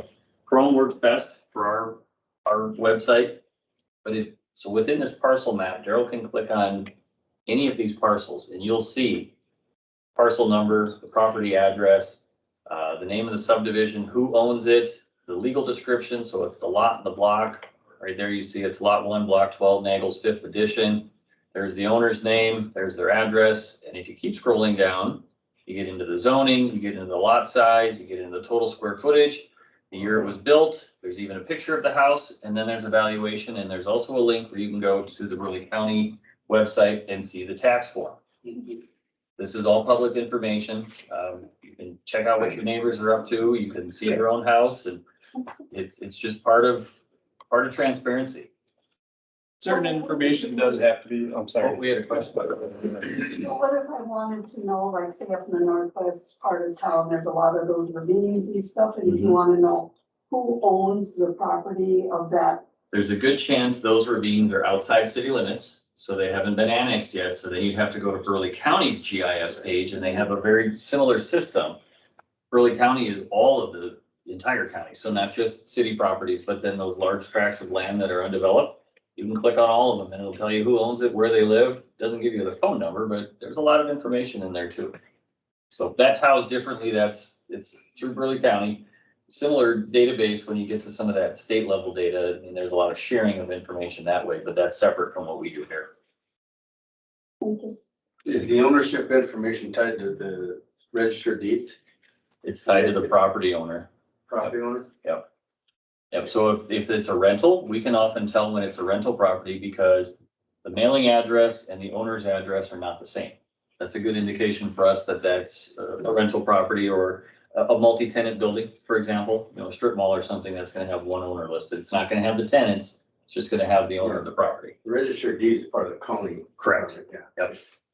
There are state initiatives. Oh, I'm sorry. Go ahead. That crash data you were showing, that's one of the maps that it's That one is, publicly available. sorry, that one is just internal. The PD and engineering requests that we keep that internal. Give you all of it. Same kind of work pointer, right? There was some. We pay a lot of money for it. GIS is out. There was a traffic map in there, so there's something out there. There will be some new stuff coming out too with our P2C, which will be doing a lot of our calls and some of our initiatives will be posted online. We're working on that right now with the police department. So, and there is state initiatives where Daryl's working with the state and Burley County so that everybody's doing their data the same. Everyone's doing drive as DR and some people were doing it DRVE and some people are doing it D and, so there's a lot of this data gets to be huge if not everyone does it the same. So Daryl's working on a huge state initiative that everyone, in North Dakota submits their GIS data the same way. So we don't have duplicate records and so forth. So. Are there like certain size cities that have to have this GIS data? I mean, like Napoleon's probably not gonna have it, but I guess. how does that work? The county might. The county might, that yeah. Napoleon is in would be a closer bet than a smaller town. And in some small towns, they don't have the robust staff that we do. In like a small town where you've got 3 or 4 full-time employees. Right. If that data were to be available, it would likely be something that they would contract out with a private engineering firm because they don't have the resources to provide it themselves. Kind of a spin off of GIS, but does the city do anything with demographic census data? Yep, yeah, we use census data a lot, yeah. So you theoretically could take a part of the city and demographically profile that. But down to the block level, yes. Down to the block level. Yeah. And you're talking census block, not necessarily Census residential block, yes. Census blocks are different than a traditional downtown block, they're 300 by 300. Yep. And this is, go ahead, I'm sorry. I was gonna ask a Parks and Rec question. Yeah, I just have one more thing that where we started, I came to the city in 2009. The GIS actually started in Bismarck, I think around 2000. And we moved from community development we merged with IT into the finance department because we started getting a lot more requests from other city departments for, helping them with day-to-day operations. And there's a good quote that, it's been estimated that approximately 80% of informational needs of a local government policymaker is related to a geographical location. So, that just alone shows how important GIS is. And then, another reason that we moved was because there are well over 500 layers of information stored within our databases and over 200 named license users in the city.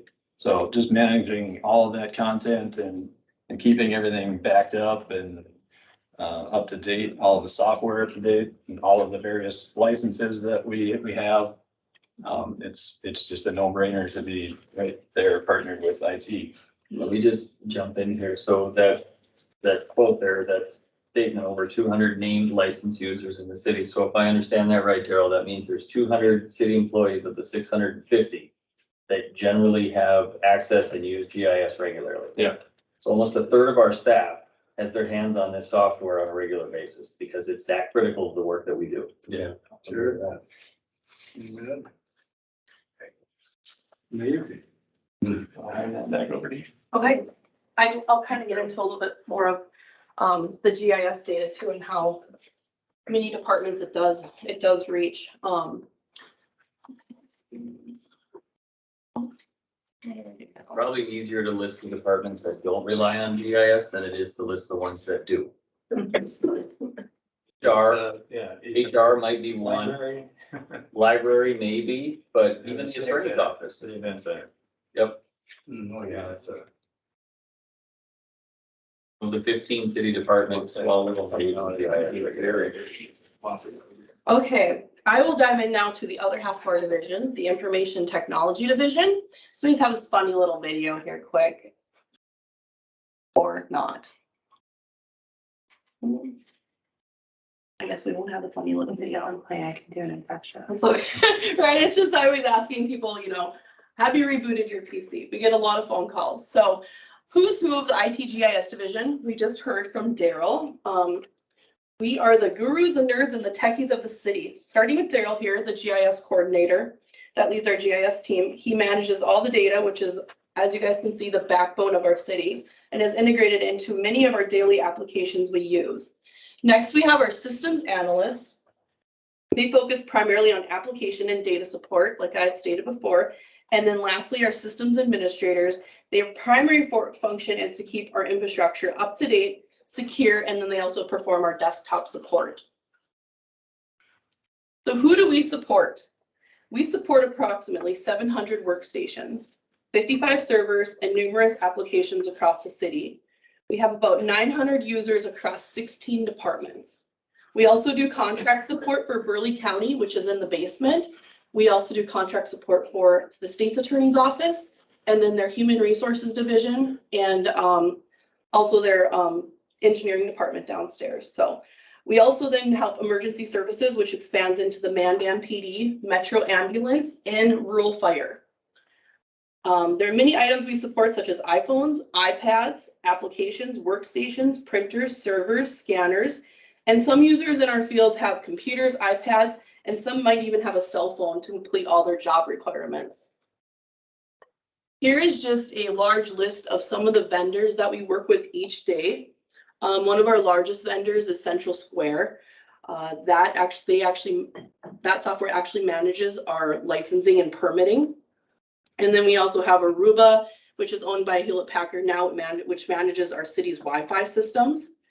VMware, we use to virtualize all of our servers. Hewlett Packard, we use to do a lot of our printing services through. SysAid, we use as our IT department help desk. And then we recently just adopted DocuSign, which helps us with our contract reviews.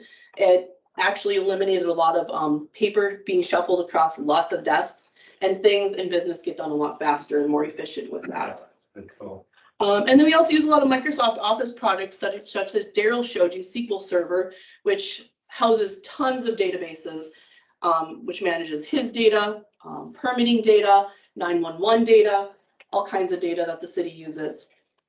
Which vendor has the e-tracket system? That's through Central Square now. Yeah. We'll get into that a little bit here too.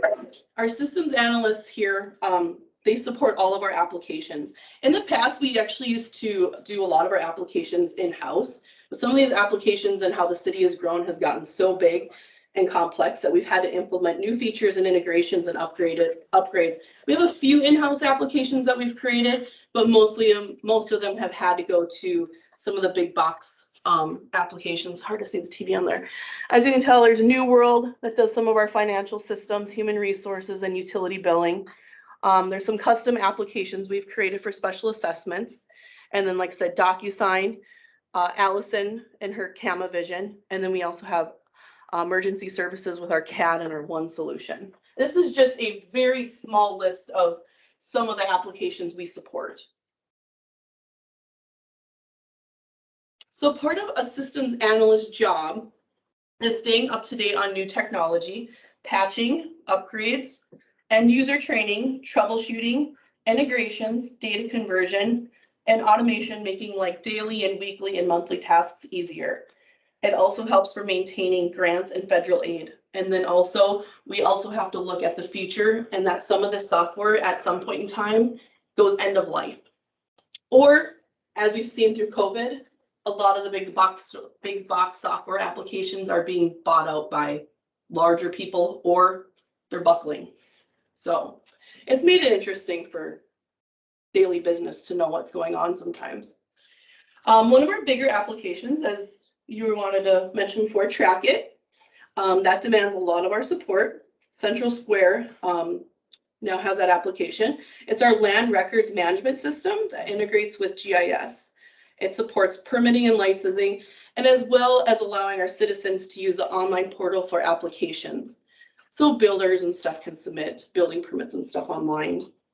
Many of our city's departments use this program, and the analysts provide a coordination between a lot of them. So some of them are just listed right there. Next, we'll get into the systems administrators, our last group of the IT division. They're primarily responsible for cybersecurity, hardware deployments, desktop support, disaster recovery, network operations, and our server operations. And then the fun one these days, cybersecurity. 2020 became one of our top years for cybersecurity initiatives around the world. Our mission on security is to protect the city inside and out. We are working diligently to secure our building's data and our employee safety. Tools, patches, and firmware are being updated every day to prevent us from ransomware and hackers. It is our top priority to protect our citizens' data and keep our city departments running efficiently. And during COVID, that one has been interesting. So every day, I'm sure you guys can see in the news what's going on with data and hackers and ransomware. Next, we'll get into disaster recovery. Disaster recovery is a plan that includes city data, security, and physical allocations of equipment in case of a natural disaster or other emergency. And we're always continuing to update our DR plan. Two of the main operations supported by the systems administrators is our network and server operations. And here you can see one of our server racks in the server room, and then one of our closets at Public Works. You can tell we try to keep our things secure and in order. And then here are some of the hardware systems that we support at the city, such as our HVAC server, which runs all of our city's heating and air conditioners, along with boilers, our door controller server, our Wi-Fi managed system, and then our Symphony surveillance system, which is our camera system, and then our My Telephone system. We've tried to adopt standards across the city to save money and to keep things more efficient. We don't want every department running different applications and everybody has to learn a different system. So it's helped a lot. And that is our IT GIS team. We all work closely together as a team to support our end users, keeping the city of Bismarck up to date on new technologies, always improving automation and our workflows. Together, we provide support and education to all of our users at the city. And lastly, but not least, this is one of our main primary focuses. IT's top priority in GIS is public safety. Public safety departments such as fire, police, and CENTCOM are our top priority. So when a 911 call comes into the dispatch center, the dispatchers dispatch a call to the unit number. So the dispatchers actually get to see like where every police car and fire truck is in the city. Everything's GPS. Once they dispatch, they have a bird's eye view of where the public safety vehicles are. And then this alerts the police and fire where to go. All of our calls then are recorded into a management system. And a 911 call takes our entire IT GIS team to make this happen. So as the call comes in, we have the dispatchers, they're recording the call, and then all the cop cars and fire trucks are outfitted with a machine in their cars. So they know what's going on at all times. And, Sorry, Tundra. No, go ahead. Week 7, this group will meet at CENTCOM, or the EOC, which stands for the Emergency Operations Center. We share a space with Dakota Carrier Network on 43rd and Coleman. That top left picture is that new space for the dispatch. And so not everybody gets to get into this building. It takes some arm twisting to get in there. So that will be a good week for us to learn more about how CENTCOM works, how dispatch and all that stuff works together. So, but it starts here.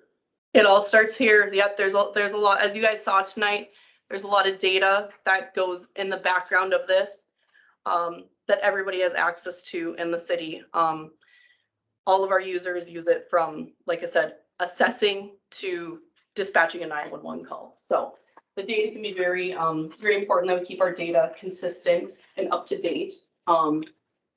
And stay with the initiatives that, the state's pushing us forward to. So does anybody else have any questions at all on anything that we do, or kind of give you like a quick rundown, but are there any questions off for Daryl or Otto?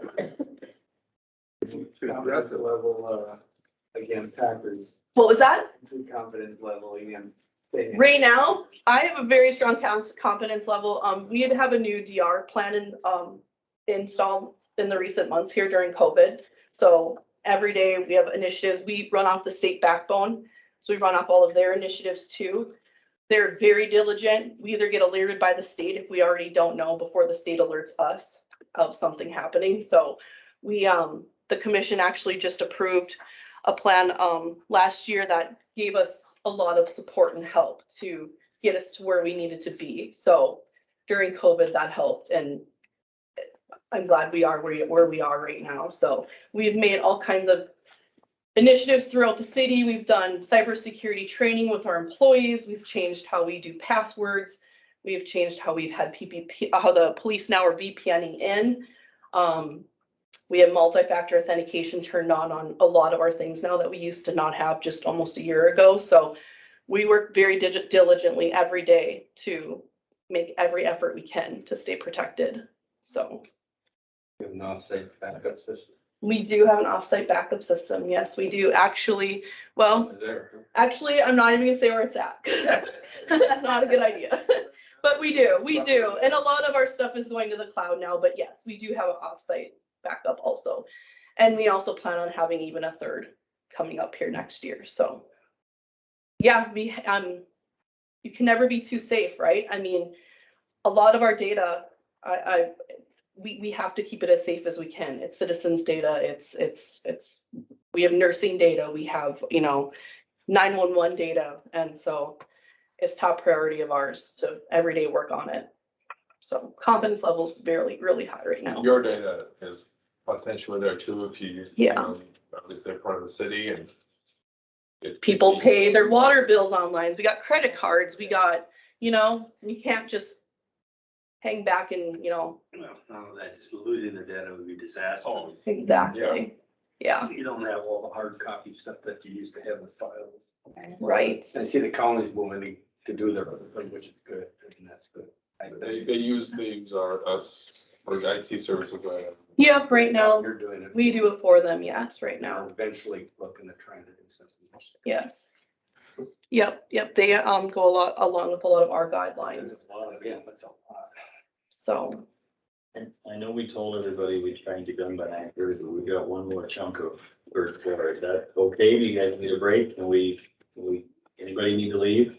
Okay, we've got so much information to share, guys. We're excited about this, so we appreciate your patience. But if anybody has to go, I understand. But if not, Dimitri's got some more information about finance, fiscal side of things, and we'll try and get. Thank you, everyone. Sure. Thank you, Daryl.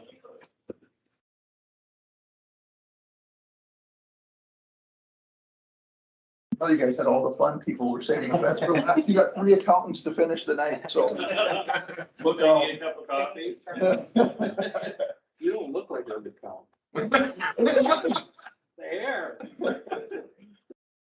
We've got. These are more artistic account, creative. I'm a very extroverted, accountant. The gentleman in front of you from my left to the right, Dimitri Cherniak, again, Dimitri's finance director, Eric Lund is Accounting supervisor. accounting supervisor, and Tyson Lund is our comptroller. You heard me say Lund twice, they're not related, but, Much like. yeah, we get that a lot. They call us the Lund brothers. Yeah. All right, so Tyson and I, like Jason said, I'm the accounting supervisor. Tyson is comptroller. We're in the fiscal services division. You might ask what fiscal services means. It's basically a fancy word for the accounting office. By definition, it's fiscal is relating to taxation, public revenues, public debt, or financial related matters. Our mission is to provide accurate budgeting, accounting, and reporting of financial information to the city commission, other departments, and the public to ensure that we comply with GAAP, which is generally accepted accounting principles, other federal and state statutes, as well as just general financial regulations, things like GASB, that help dictate how we do our job. They set the standard for what we do and how we do it. Our customer base within fiscal services is other city departments, the city commission, the department directors. We work every day with all 16 city departments in some form or fashion.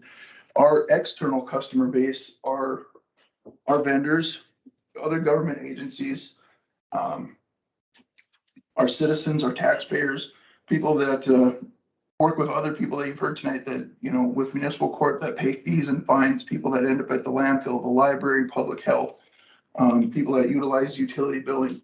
Those are all of our customers that are within the city of Bismarck, as well as many local businesses. For us, go ahead. For us, on our day-to-day functions, like Tanner mentioned, we will operate primarily out of an ERP system called New World. ERP is Enterprise Resource Planning, is what it stands for.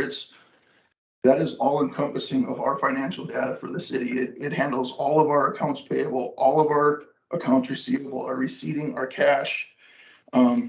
Everything that we do, our utility billing is handled through there. So we use that and we administer that program in collaboration with IT to make sure that all city departments are able to function as one unit to provide efficiencies for the taxpayer. Just like I mentioned, the things that we do, accounts payable, that's paying all of our vendors for the goods and services that we use to provide for the citizens, the services that we do. On the average, we produce about 5,800 checks a year. That's a fairly substantial amount, and that number is decreasing every year based on technology improvements, things in the banking world that allows us to use credit cards, virtual payments, ACH, all those other banking mechanisms that's reducing what we're doing, actually pushing paper and printing checks and mailing them out. On the accounts receivable side, we're the centralized hub in fiscal services for all 16 departments. So they do their ordering, they do their billing, and do their receipting, and it all comes to us every day to reconcile, to prepare bank deposits, and ensure that we're in compliance with all the things that we need to do. So like I said, we touch every department every day in some form or fashion. We help give them the guidance of, the correct way, to handle the citizens' cash, citizens' payments for special assessments, tipping fees at the landfill, nursing services, fines with municipal court or with the police department for your towing or your animal impound fees. So once we get through all that, we have a daily reconciling that we do to prepare bank deposits, make sure everything's receipted and accounted for, whether it comes through the mail to us directly or it comes from other departments to us. We make sure that everything is accounted for accurately. At the end of the month, we have a month end close to make sure our books are all balanced, our accounts receivable, accounts payable, everything's all balanced out. And we do that obviously every month, along with reconciling our bank statements. And then at the end of the year, We have a big year-end close that we're working through right now, and that gets us going in preparation for our financial audit. In all of these processes, the biggest thing for us is internal controls. And the things that we look at for internal controls, like the main areas are preventive controls that helps us to ensure that we have mechanisms, processes, rules in place to ensure that we have good integrity of our financial reporting and mitigate risk of error or fraud. Just some basic type things of those controls that we look at on a regular basis. Segregation of duties. You know, it's simple things as the person that's issuing checks, writing checks to vendors isn't responsible for doing a bank rec. It's just a simple thing to help prevent fraud, that they don't write themselves a check and nobody else sees it. Things like doing the bank rec and also preparing a daily bank deposit. Same type of thing. If you prepare a deposit and you're doing the bank rec, things could go missing and nobody would know the difference. Or approving, you know, AR write-offs and being the one that's also doing the receipting. Because you could write off an accounts receivable and just never receipt it, and we'd be no worse for the wear because nobody would know. Unless you call. And say, Unless you call, yeah, I paid my bill. Got my bill. You know, and even just simple things like opening the mail and making sure that the same person isn't doing the receipting. It's just a segregation of duties, making sure we have enough people that know what's going on and doing the correct thing to prevent the potential for errors and or fraud. Within fiscal services, we have 13 people. We have 3 account technicians, 2 office assistants, 4 accountants, a grants coordinator, an accounting supervisor, a comptroller, and Dimitri, our finance director. Between the 13 of us, we get all of the accounting on a day-to-day basis done, as well as implementing new initiatives, you know, to help with fraud prevention, technology advances, and to help work on big projects that we have. You know, we participate in the budget, working with the commission and the directors for doing that. And, you know, an annual audit, and Tyson will get into those areas more often, but we have very large scale projects that we're doing simultaneously while still keeping the day-to-day operations for the city going, making sure our vendors are paid and we're collecting enough money back to make those payments. Eric talked a little bit about the day-to-day functions. I'm going to focus more on the kind of big projects within our department. One of those projects is preparation of financial statements. So Eric mentioned GASB, that's the Governmental Accounting Standard Board. With GASB, we prepare financial statements in accordance with their standards. So they're constantly changing each year. We're constantly looking at what are the new standards that are coming out. You know, how are those standards going to impact us? And are they going to impact us first? And if they are going to impact us, how are they going to impact us? And how are we going to be able to make sure that we're compliant with these standards? So preparing the financial statements is probably about a 2 to 3 month process. From that point, once we're comfortable with them, we'll get a good draft. We'll submit them to our auditors. Our auditors do 2 types of audits. So they do a financial statement audit and then a federal audit, which I'll talk about on the next slide. So financial statement audit, they're basically looking at our financials, making sure they're fairly presented. So they're testing things that Eric talked about previously, the internal controls, their type of transactions. They're looking at, you know, a bunch of different tests until they can be fairly confident that our financials are fairly stated. So once we get to that point, they'll issue an audit opinion. We take the audit opinion, the audit letter, and the financial statements. We kind of compile it all into a package. We submit it to the Government Finance Officers Association, to GFOA. So they have a certificate of achievement in excellence in financial reporting. We've received this certificate for many years, Eric. I don't know if you have any idea. 38 consecutive years up through 2020. So it's basically another check and balance for us. I mean, it's basically best practices, making sure that we're producing a good product that can be used for the city and the citizens. And then finally, it's submitted to the state auditor's office. That's kind of the final check and balance. So on the screen, I have a link. I'm not going to go out to the financial reports. It's a pretty big document, but if anybody's interested, go out there. take a look at it. If you have any Google questions, it. The Bismarck financial report. Yeah. Pull it all up. it's right on the City of Bismarck website and the finance department site. If you have any questions, feel free to reach out to Eric, Dimitri, or myself. We're happy to sit down or have a phone call, whatever you guys like. So one other thing I want to touch on this slide is clean audit opinion. So we've had a clean audit opinion for 2020. We've had a clean audit opinion for a few years, many years. You know, and it's important to us. It's important to us and it's important to the city. For us, for our department, I mean, it gives us some reassurance that we're doing things well. You know, we're staying on top of the things and we're competent in what we're doing. As far as the city as a whole, so I'm going to talk about bonding here in a little bit. But whenever we go, so basically bonding is taking out the city's mechanism for taking out debt. So whenever we go out to bond, we have a bond rating call. So we will meet with the bond rating agency. They'll evaluate different factors, and one of those factors is our financial statements. If there's any red flags, it has a potential to decrease our bond rating, which would increase the interest costs we're paying on our debt. So it's important that aspect. It's also important on the grant side. So pretty much well, I wouldn't say any grant, but a lot of the grants that we apply for are financial statements and financials we submit to them. And if there's any red flags in it has a potential to negatively impact the grant revenues. It could reduce our award or completely eliminate us from receiving a reward. So it's important to us, but I think it's important to the city as a whole, and I don't think a lot of people realize it. But yeah.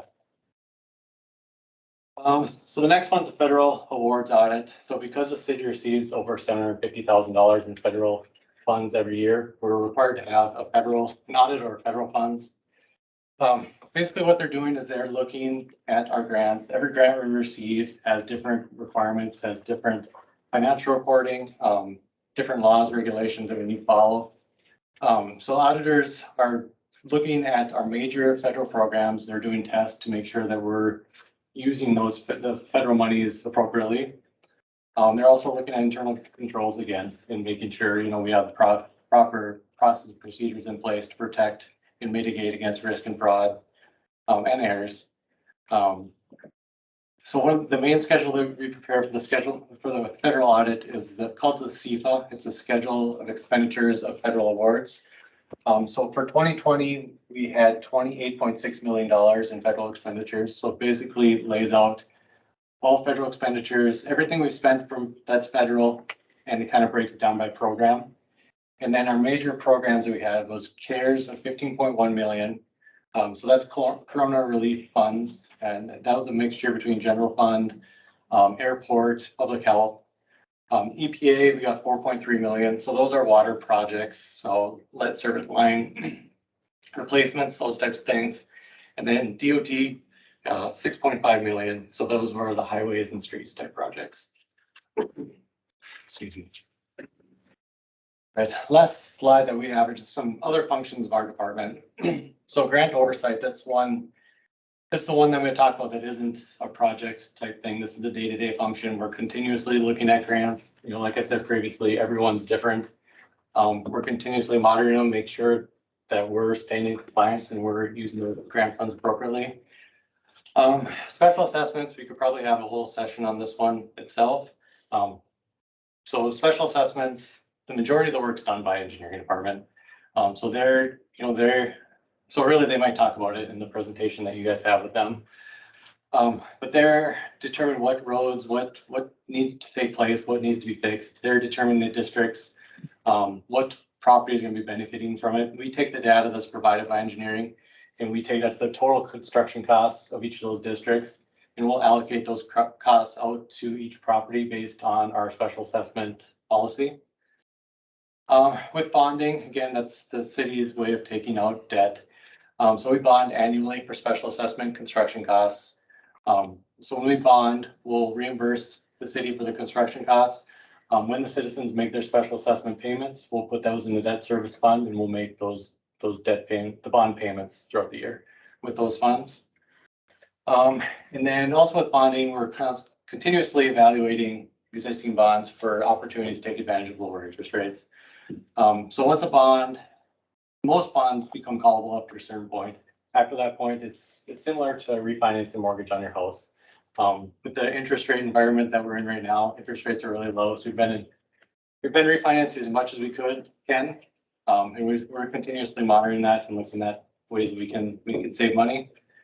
Monitoring investments and cash flows, so North Dakota Century Code 210607, that dictates what we can and cannot invest in from the investment side.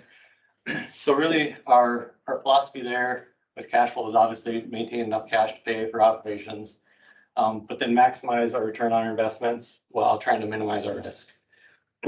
What can you invest in? You can invest in the stock market. Nope, not stock market. So we can do CDs. If they exceed FDIC insurance coverage, the bank there has to be pledges of 110% in excess of the deposit amount. So in case the bank went under for some reason, it'd still be covered. You can do municipal bonds, but they have to be the top 3 rated categories. We can do treasuries and agencies, which are federal bonds, basically. Commercial paper. Yep, we can do domestic commercial paper. And then one thing that's fairly popular right now are called brokered CDs. And so basically it's essentially buying $250,000 CDs in various banks around the United States. So that way they reduce the cost of producing the investment because it's all covered under FDIC. In doing that, though, you have a lot more manual tracking going on because you can only obviously invest one time within a bank from anywhere with the United States that has that federal ID number, because otherwise we exceed FDIC coverage. Yeah, so they're fairly risk-free. So by us following Century Code, it's basically, yeah. It's a very narrow scope. I mean, Yeah. It's all followed by state statute. North Dakota specifically. I used to live in Colorado, and their scope is a little wider. They live to do a little bit more sugar investments, whereas very conservative. Very North Dakota, conservative. you can't like, yeah, there's not a whole lot. North Dakota. No Tesla stock. No, You know, and the very unfortunate thing. No, Tyson touched on, the interest rate environment is rough right now. It benefits us greatly on the debt side, but it really minimizes our opportunity to invest excess funds to help generate some interest earnings for the city to help offset some of those revenue needs to help pay for some of this stuff. Well, the thing is, the conservative investment side right now, the banks are cash flush. Yep. And so as interest rates are raised, which they're gonna happen, the banks don't need to get more money on the conservative end because they don't need them cash, they got the cash tomorrow. Yeah. So there's gonna be a big gap between when that actually raises for CDs and actually when you have to pay more for a bond. Right, once we see the Fed start to uptick, that will help us on the Long-term investment side, yes. Couple questions. On all the auditing process, that auditing process that you have in place is really for proper accounting procedure, correct? So it's twofold. So because of the size of the city of Bismarck, we're required by Century Code to have a financial audit at a minimum of every 2 years, but we do it annually. So that way we're able to maintain our bond rating. Correct. And we're able to provide assurances to all of our lenders, all of our citizens that we're doing what we're supposed to do in safeguarding and maximizing the benefit for our taxpayers and in accounting for those dollars that we do receive. So it's in the not just appropriate way. proper accounting procedures, it's also forensic audit process. Does There's not- no, it's not for forensic audit. They will audit our financial statements for fair financial reporting because the annual report that you guys use, that's for public, for rating agencies, for anybody who wants to access it. Right, and then they make sure that we are following the standards by GASB or by generally accepted accounting principles, that we're correct. Just like you would with any company you buy stock in. You want to look at their financial statement, see how they're doing. Are they bad? Are they bankrupt? That leads to my second question. Yeah. You have separation of accountability you talked about early, and at this level, do you do, if you will, I'm gonna use the word forensic, probably not the right word. down into the department. Yep, so we do periodic internal audits to Are they monitor. scheduled or are they random or? how They are random. Okay. And so we do periodically go out to the departments, we verify control of assets to make sure that, things as simple as cash drawers and the receipting process is happening and that those things are balancing the correct way, that they have the correct departmental processes to help ensure that we're safeguarding all of our assets, whether it's Receiving practice, Yep. whatever. Yep, whether it's, parts in the fleet garage down at Public Works to make sure that our oil filters and air filters, hydraulic fittings, all those things are properly accounted for. Our cash processes are properly accounted for, Excellent. even as simple as, in order for us to make a payment on something, there has to be an approval of the person that is receiving the goods and services, as well as from a department head level before it ever even comes to our office to be a check printed and given out. So the people in the departments are making sure that what they ordered matches the description, it's in a good usable condition before we ever even go down that payment road. And then we have, like I said, we have 2 people in the department that are reviewing it. It comes to our office and it goes through multiple reviews before a check ever even gets out the door. Thanks. The special assessment policy, is that set by engineering? No, but we have a special assessment commission. So they, Yeah, probably not. Yeah, okay. Okay. I don't want to. It's a joint effort with engineering, with finance, the special assessment commission, and then ultimately it's got a blessing from the city commission. Yeah, because, it's different. That'll be week 5. You'll get a healthy dose. I can't wait.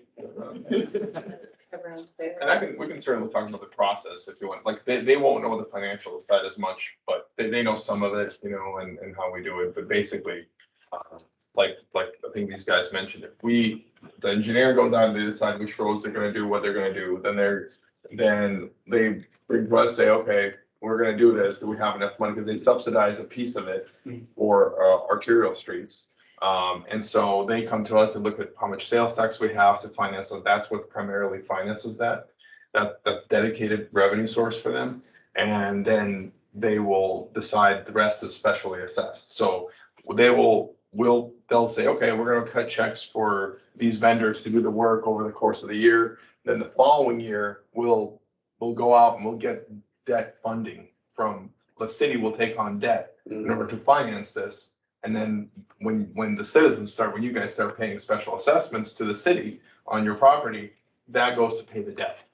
That's why we can spread it out over a period of time rather than saying, here's a big fat bill, pay this. That's what That's why you're looking at adding on to the water bill so that you don't have to take the debt out, the cash flow's gonna come in to pay for it. Correct. The utility, if this utility fee to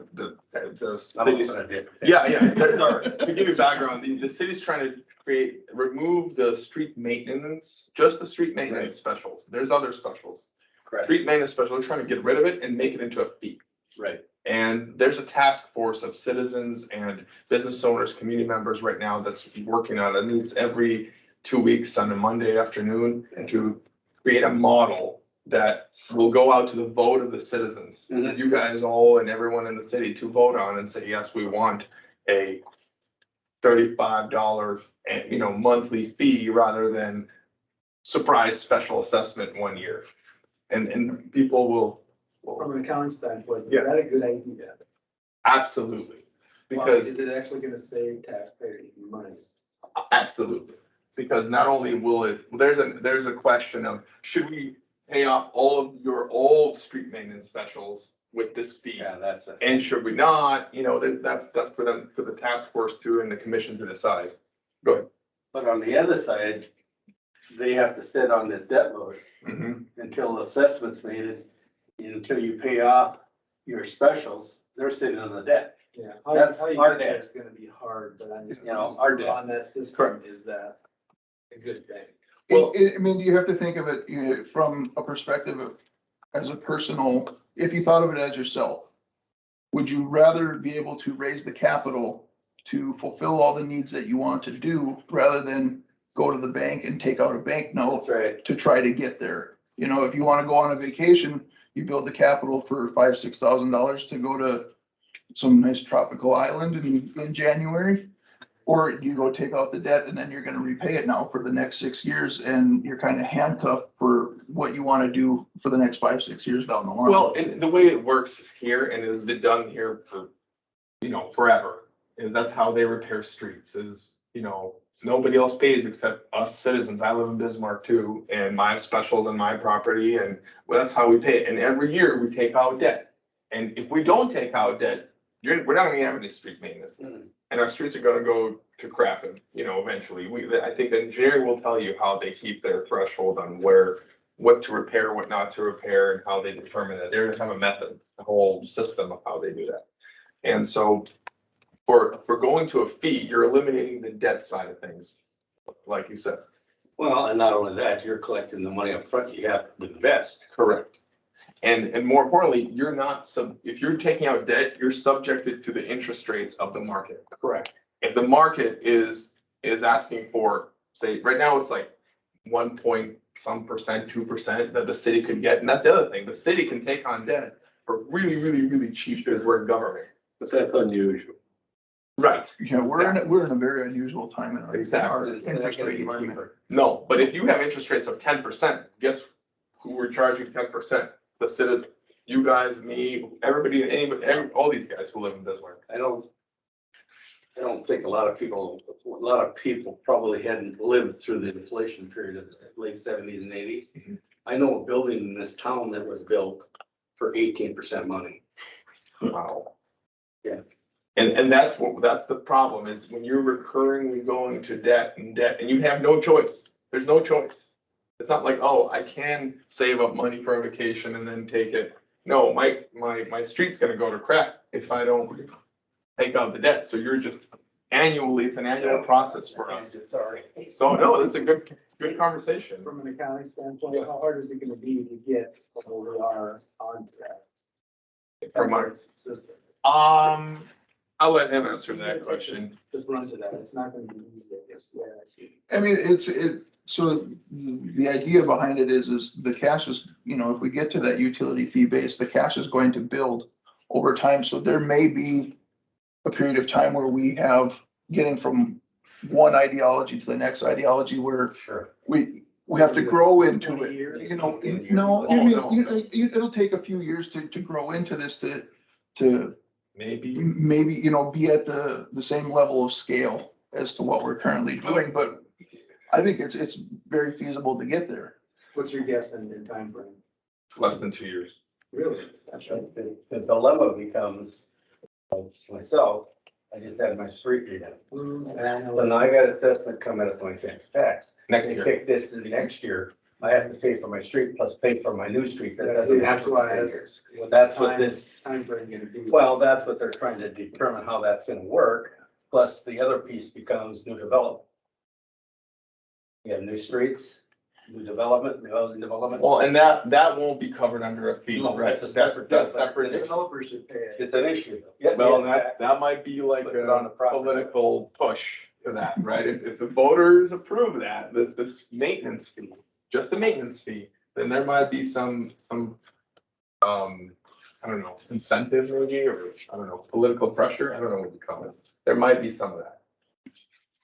So you still have to pay off your special That's what they're assessments, trying to figure out. It all depends and on, then plus the monthly deal for whatever this utility. would at be. this point, the task force is including it in the old debt into, as long as it's street maintenance, they're including the old debt in the fee right now. The way the model is, the draft of the model that's being talked about right now. What about the poor guy paid off his specials in one lump sum? That's why. There's gonna be anomalies. There's gonna be those things. Because long term, it's logical to look at it. And no question. right, and I think the key is trying to get education out, like we're doing this to you guys. It's making sure everybody understands what they're signing up for, because we can continue doing special assessments the way we have been. It's not like a great process. Eventually, it'll cost everybody more in the long run, because we also add in some legal costs and administrative fee and bonding fees, and we had a lot of stuff. Interest expense. Administratively, the fee would be cost effective over the long run. Absolutely. Because you're spending less manpower, less, I mean, just less on the effort to create that fee. That's exactly right. Well, and the education part's probably an uphill battle, but at least it's not specials are popular. Yeah. Well, there's a hard part. There's some caveats, like what do governments pay? You know, what do, you know, they right now, they just special assess everybody, and here you go, here's your bill. But there's a lot of caveats about what do we do with those that have totally paid it off, their specials. I mean, but what if they're no longer the owners of the property? Then you're giving them like some. Yeah. I just bought the property. That's why you guys. But you got more for the property than you didn't have specials, right? Right. If I look at something that's got $20,000 in special, right, you think, oh, that's possibly more. No, you know, it wasn't uncommon 5-6 years ago when we had some newer developments in the north and the east part of town that there were vacant lots that had 60, 70, sometimes $80,000 in special assessments, and that's a tough pill to swallow if you're gonna go and try and build a $300,000 or $400,000 home, you know, your forever home on there, and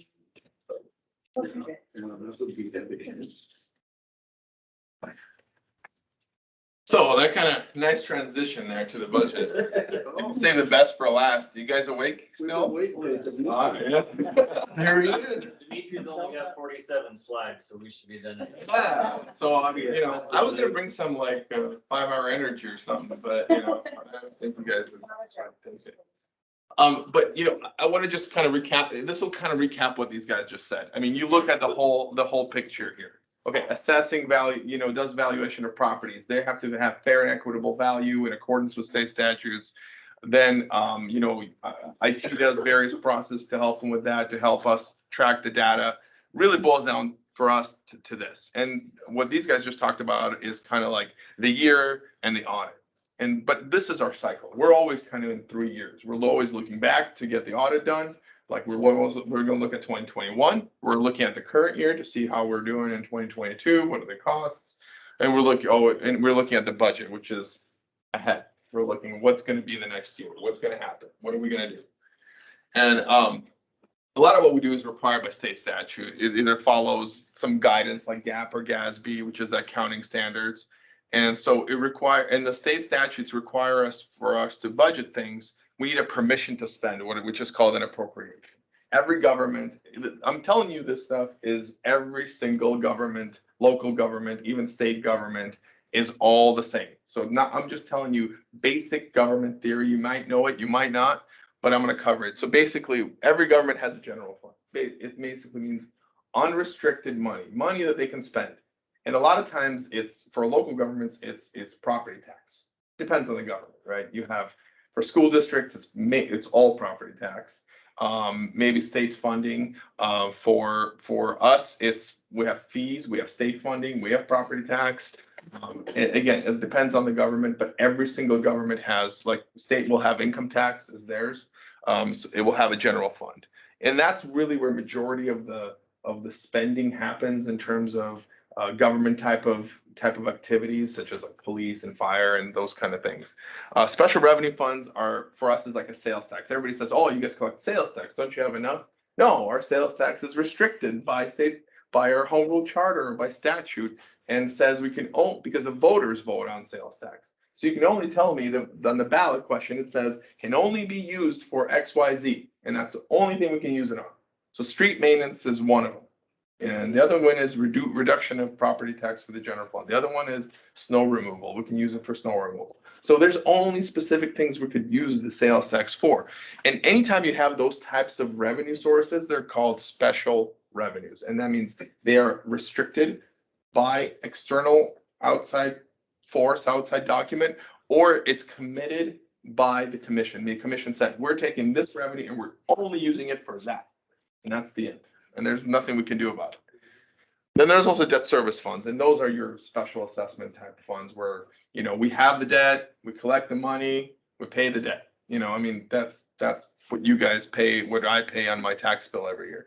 Other fund types are not really by North Dakota Century Code, by North Dakota statute, are not required to have a permission to spend. These are the enterprise funds, internal service, fiduciary funds. The ones you guys really care about is the enterprise funds, which is water, sewer, stormwater, solid waste, event center, airport. Those are called enterprise because they are essentially, and I'll go through this on the next slide, they're kind of an exchange. You pay the fee, I give you water. You go to an event, you pay for the event, I give you the event, right? They're very business-like, and that's why they're actually a business type fund. Rather than a general fund, a special revenue fund, a very government. They're focused on government activities. And that's really what distinguishes the two. You'll Now- see these terms, sorry to interrupt, Dimitri, but these are back to trying to key all these weeks together. And you're gonna hear these terms, general fund and enterprise fund again and again. Because each department is gonna want to explain what that means to you, what it means to the tax base, what it means to the total budget. Our current budget process consists of this, if you guys are ever wondering. So first each department submits their request to the finance department. They'll do that here like in April. I'll probably make them do it in April. They probably want to do it later. Then the commissioners and the budget committee review the prospective requests. So we take each individual commissioner, at least that's been our process the last couple of years, and we sit them down with the department director and say, okay, and we're in the room too, the three of us, and we say, what do you here, the department director says, I need this, I need this, I need this, I need police cars, I need fire trucks, I need firefighters. And then the commissioner hears all this and asks the questions that need to be asked to support their portfolios. Like Commissioner Zanker was up here, he's the event center, engineering, and airport. Yeah, and they talk to their portfolio directors to make sure that they're comfortable with what they're asking for. And they have that say. Rather than, used to be where they come to the commission table and budget committee says, okay, here's the budget. We talked to all the department directors, here you go. Make a decision, everybody. And then we don't know what we're looking at. We don't know why is this on here, but not this. And there was a lot of dysfunction. And so we decided, you know what, let's get these people in the room with their portfolio holders, and then we can kind of get more of a consensus, more of a buy-in from each of them. And if they don't like something, they just say, hey, I don't like this. I don't think we should be spending money on this. That's their choice. Budget committee also reviews the department request. We sit down with every director and go through the requests as a budget committee. The budget committee consists of myself, the assistant city administrator, the city administrator, and Commissioner Steve Markward, and he's the portfolio holder for finance.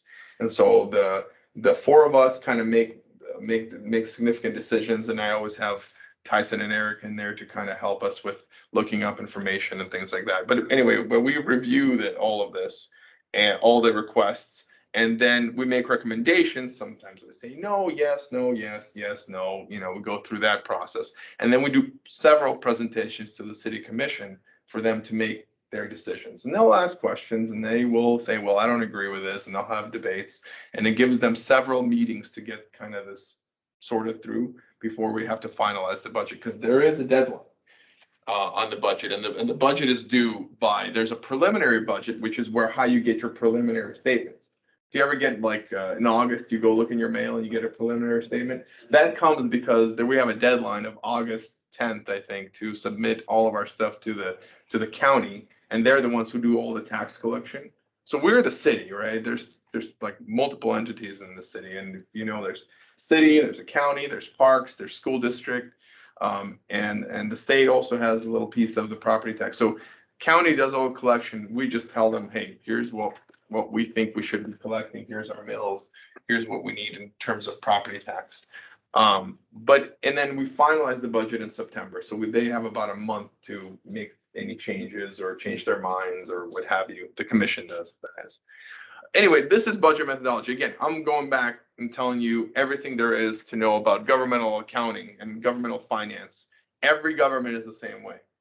Okay, at least local government, I should say. Every local government is the same way. You're going to have your governmental funds, you're going to have your enterprise funds, you're going to have your fiduciary funds. Again, this is very government. It just means what it is, governmental funds. This is enterprise, meaning more of business type transactions. This is how you exchange water. You pay the fee, you get the water type of thing. So I'm going to go through the governmental funds of the city. I'm not going to go through this in great depth due to timing issues, but basically if you guys can look and see what activities apply to each section, you'll know that the special revenue funds can only be used for those types of things and nothing else. Whereas the general fund can be a little more loose and sometimes, we need to subsidize funds, like the Roads and Streets Fund gets a revenue source that's not sufficient to support the activities of Roads and Streets. And what Roads and Streets does is like patch like potholes and things like that, do kind of general basic street maintenance, not like repair the whole street, but just like little things. They also do snow removal. They'll do things like that and do forestry and weeds. So they don't have their revenue source comes from the state, from the motor vehicle fees that you all pay on your cars. And that hasn't been enough in the last like 5-6 years. So the general fund will have to kind of subsidize for the purpose of my presentation. I'm going to include this as part of general fund to kind of show you kind of how it all fits in. This is the simplest way of looking at the budget. You have your spending, you have like other stuff you collect, other revenues that come in, fees, charges, state aid, state grants, whatever. And then you look and say, okay, how much else do we need to think to support these expenditures, these spending that the commission agreed upon? And that's how property tax is essentially determined. In the most basic, how much money we need. And that's the most basic terms. Then we look and say, ooh, that's a lot of money. Then we go back and we say, okay, let's cut this, cut that. Let's go back. How do we look now? Is this more reasonable? Okay, this is good. So then that's how the commission does their business. Again, and our expenditures consist of 3 types. There's the ongoing cost, which kind of pays for our salaries or benefits, the staff that we need every day, the machinery we need every day, the police cars that we need every day. Then we have the capital projects, which are basically, and these two are kind of the same to me in some ways. One-time projects, one-time spend. There's ongoing spend and there's one-time spend. And that's very, from my point of view, from an accounting point of view, that's how I distinguish between, well, it's much easier to approve a project that's like 1 year and you're done, or 2 years and you're done. That's what the distinguishing between one time and capital is. Capital can last several years, whereas one time is you're done. Here you go. We needed I don't know. We needed a emergency generator. Got it. Done. We don't need to spend that for the next 30 years. So that's easy. So we try to distinguish between those, and this is my key. I always focus on ongoing costs. As long as we're covering these and some of these, we're going to be okay, because it's easier to cut the capital costs and the one-time cost than to cut ongoing costs, because that means you have a reduction in service. That means the citizens get a complete reduction in service. These are the services the general fund provides. And if you look, and I give you some percentages here, it's on your slides. And it kind of shows you kind of what the spending is on. And some of these, like our administrative type costs, like finances, we don't really serve the citizens as much as we serve other departments. Same with IT, same with assessing. They're part of the finance department. But there's police, fire. What we do is we support all these other departments so they can support the citizens. And so 42% of our property tax is how much is our revenue. The rest is not property tax. And a lot of people think, well, I pay for this and my property tax covers everything. Well, that's not necessarily true. If you actually add up some of these percentages, it only covers maybe public safety overall, because we have to have other taxes that cover the rest. Public safety includes the police department, which is the most expensive city departments, the fire department, and CENTCOM, 911. So those 3 city departments cost more than we collect in property taxes annually. So yeah, so there's fire, 16%. That's our 911 authority. Then police is 20%. 50% exactly. Yeah. But the financial burden for those departments doesn't fall solely on property taxes. I mean, we look at it as like, here's a chunk of money. Yeah. We don't look at it as, oh, well, property tax will only fund. But yeah, you're right. I mean, we have to fund it no matter what. So if our commissioners say, well, we're going to reduce property taxes one day, and that's fine, but then we have to cut something. And it may not be police, because they're, they don't want to provide less police services. They'll cut something else. You know what I mean? So it's not tied to anything, you know what I mean? Some of these departments, like police and Go fire, back to this slide, so keep going. they'll pursue grant funding for alternative Go ahead. resources as well. It's the one where you had the general funds and that one right there. Yeah, Okay. Special revenue. yeah. Okay, so the question is really what you're talking about now. The general fund has to subsidize a lot of these because you're not collecting enough revenue. It's only like one right now. Okay. Only one, only this Which roads one? and streets. Roads and streets. Part of that has to do with fuel tax collections. So the state sets the fuel tax rate and that hasn't been adjusted in, I don't know, years. And Yeah, well, that was gonna be my next question. Why would we subsidize and why would you raise the fees in that area if those people? They're not our fees. But you can't. Right, understand. so, the 2 sessions ago, alleged, Glenn Olin had brought to legislator, they wanted to increase or create a local gas tax, just a few pennies on the gallon. And as soon as the legislators caught wind of it, they wrote legislation like this to shut it down, so state has 100% control over that. And so essentially it ends up. To raise taxes, that's the thing.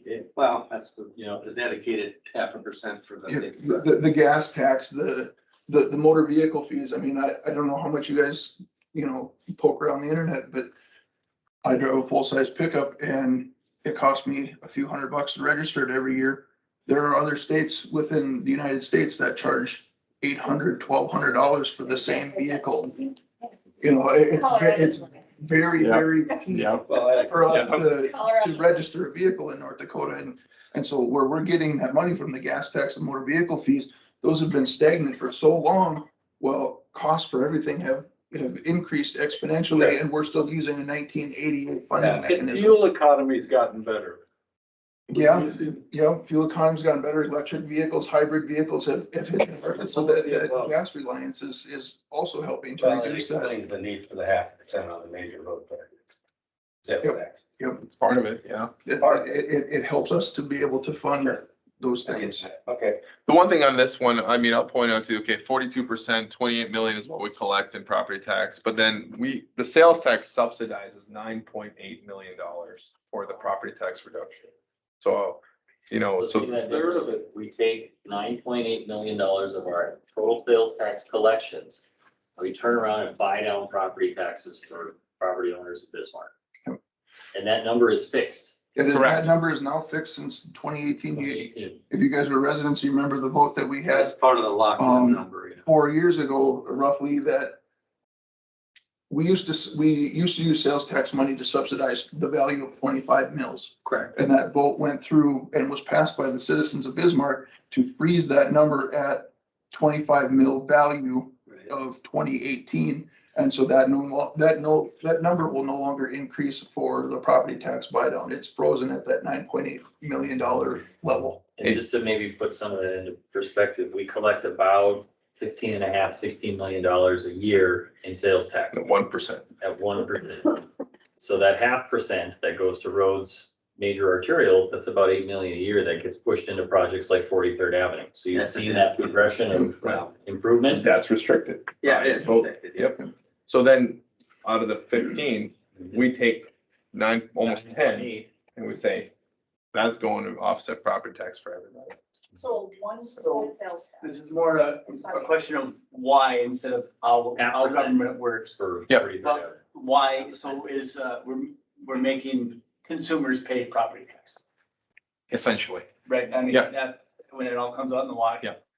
Consumer, if you sit at home, then don't buy things, then you, That's the You're idea. reducing your tax burden individually. It's not just residents, it's guests to our community, and guests to our community benefit from having a safe environment. So the police department, there's value in that. And That's why people shop here, they all benefit from that, and we use it to help pay. Yeah, so you come up from Linton, they help pay for our roads, they should, because they're using them. Well, technically. Yeah. It's either that or we put it on the property owners here in the community. It would crush people. I mean, we need The that. better way to do it, you have to do it, it's the best way to do it. Before COVID hit, the trend wasn't very positive for sales tax. It wasn't going up. like 3-4% a year. It was going up like 1 to 2. And that was a problem. And I think that's why the freeze was asked for the vote, because of that, where this used to be following the assessed value. So the value goes up, and then, well, I'll go through that later, but the value goes up. Right, the mills go up, and then we get more money we can take more money from sales tax to offset everybody's property tax. Well, the freeze happened, now it's like, oh, well, we're not getting as much money anymore because the mills are going up, but we're not getting any more subsidy from the sales tax. But I can move on. But the fees are all permits and different charges, like 911 collects fees and things like that. Intergovernmental is grants. So that should give you an idea of kind of how we general fund operates. Expenditure is identical. I kind of pointed out the key areas. Roads and streets, to me, I included that in here, even because we subsidize it so much because of the motor vehicle tax issue that we're not getting enough anymore, and we can't really control it. So, 15% of our budget is the roads and streets. We subsidize quite a bit of it. This is the overall trend line. I'm not going to go through it. If you guys want to look or have questions, definitely call me. This is your property tax bill. That's how it's broken out between different entities within the city.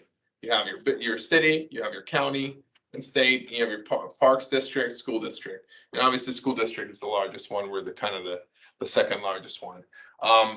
If you ever wonder how your property taxes get calculated, this is it. This is the key here. So Allison talked about your property valuation. Whatever she values your property at, that's what's put in here. Again, that's fair and equitable. That is how it's supposed to be. It's supposed to be fair and equitable. It has nothing to do with politics. It has nothing to do with follow state statute. It follows IAAO guidelines. It has nothing to do with how I don't go and tell her, hey, bump up those values so we can get more money. That's illegal, and we will be out of compliance with IAAO standards. So essentially, she's very independent in that sense, and that's why the mills come into play, because the mills can be controlled up and down by the city commission, and that can be changed depending on how they vote on it, and that's where the politics come in. So, and that's why the budget's so political. But essentially, if you follow this formula, you will get to your annual property tax value, or how much you have to owe, not including specials. I'm gonna go into that, but essentially, I did a little example. We took a median property of $265,000. That's what Allison told me it was. Multiplied it by 4.5% for residential, and I think it's 5% for commercial. Yep. Divided by 1,000. Multiply. This is the city mills, and then multiply that, and that's the dollar. That's how much you pay in property tax for city stuff. Again, you talked about sales tax. Again, restricted for specific use. It's either voted by the people. We talked about it gets reduced by the burden by 9.8 million. The property tax burden used for street maintenance projects.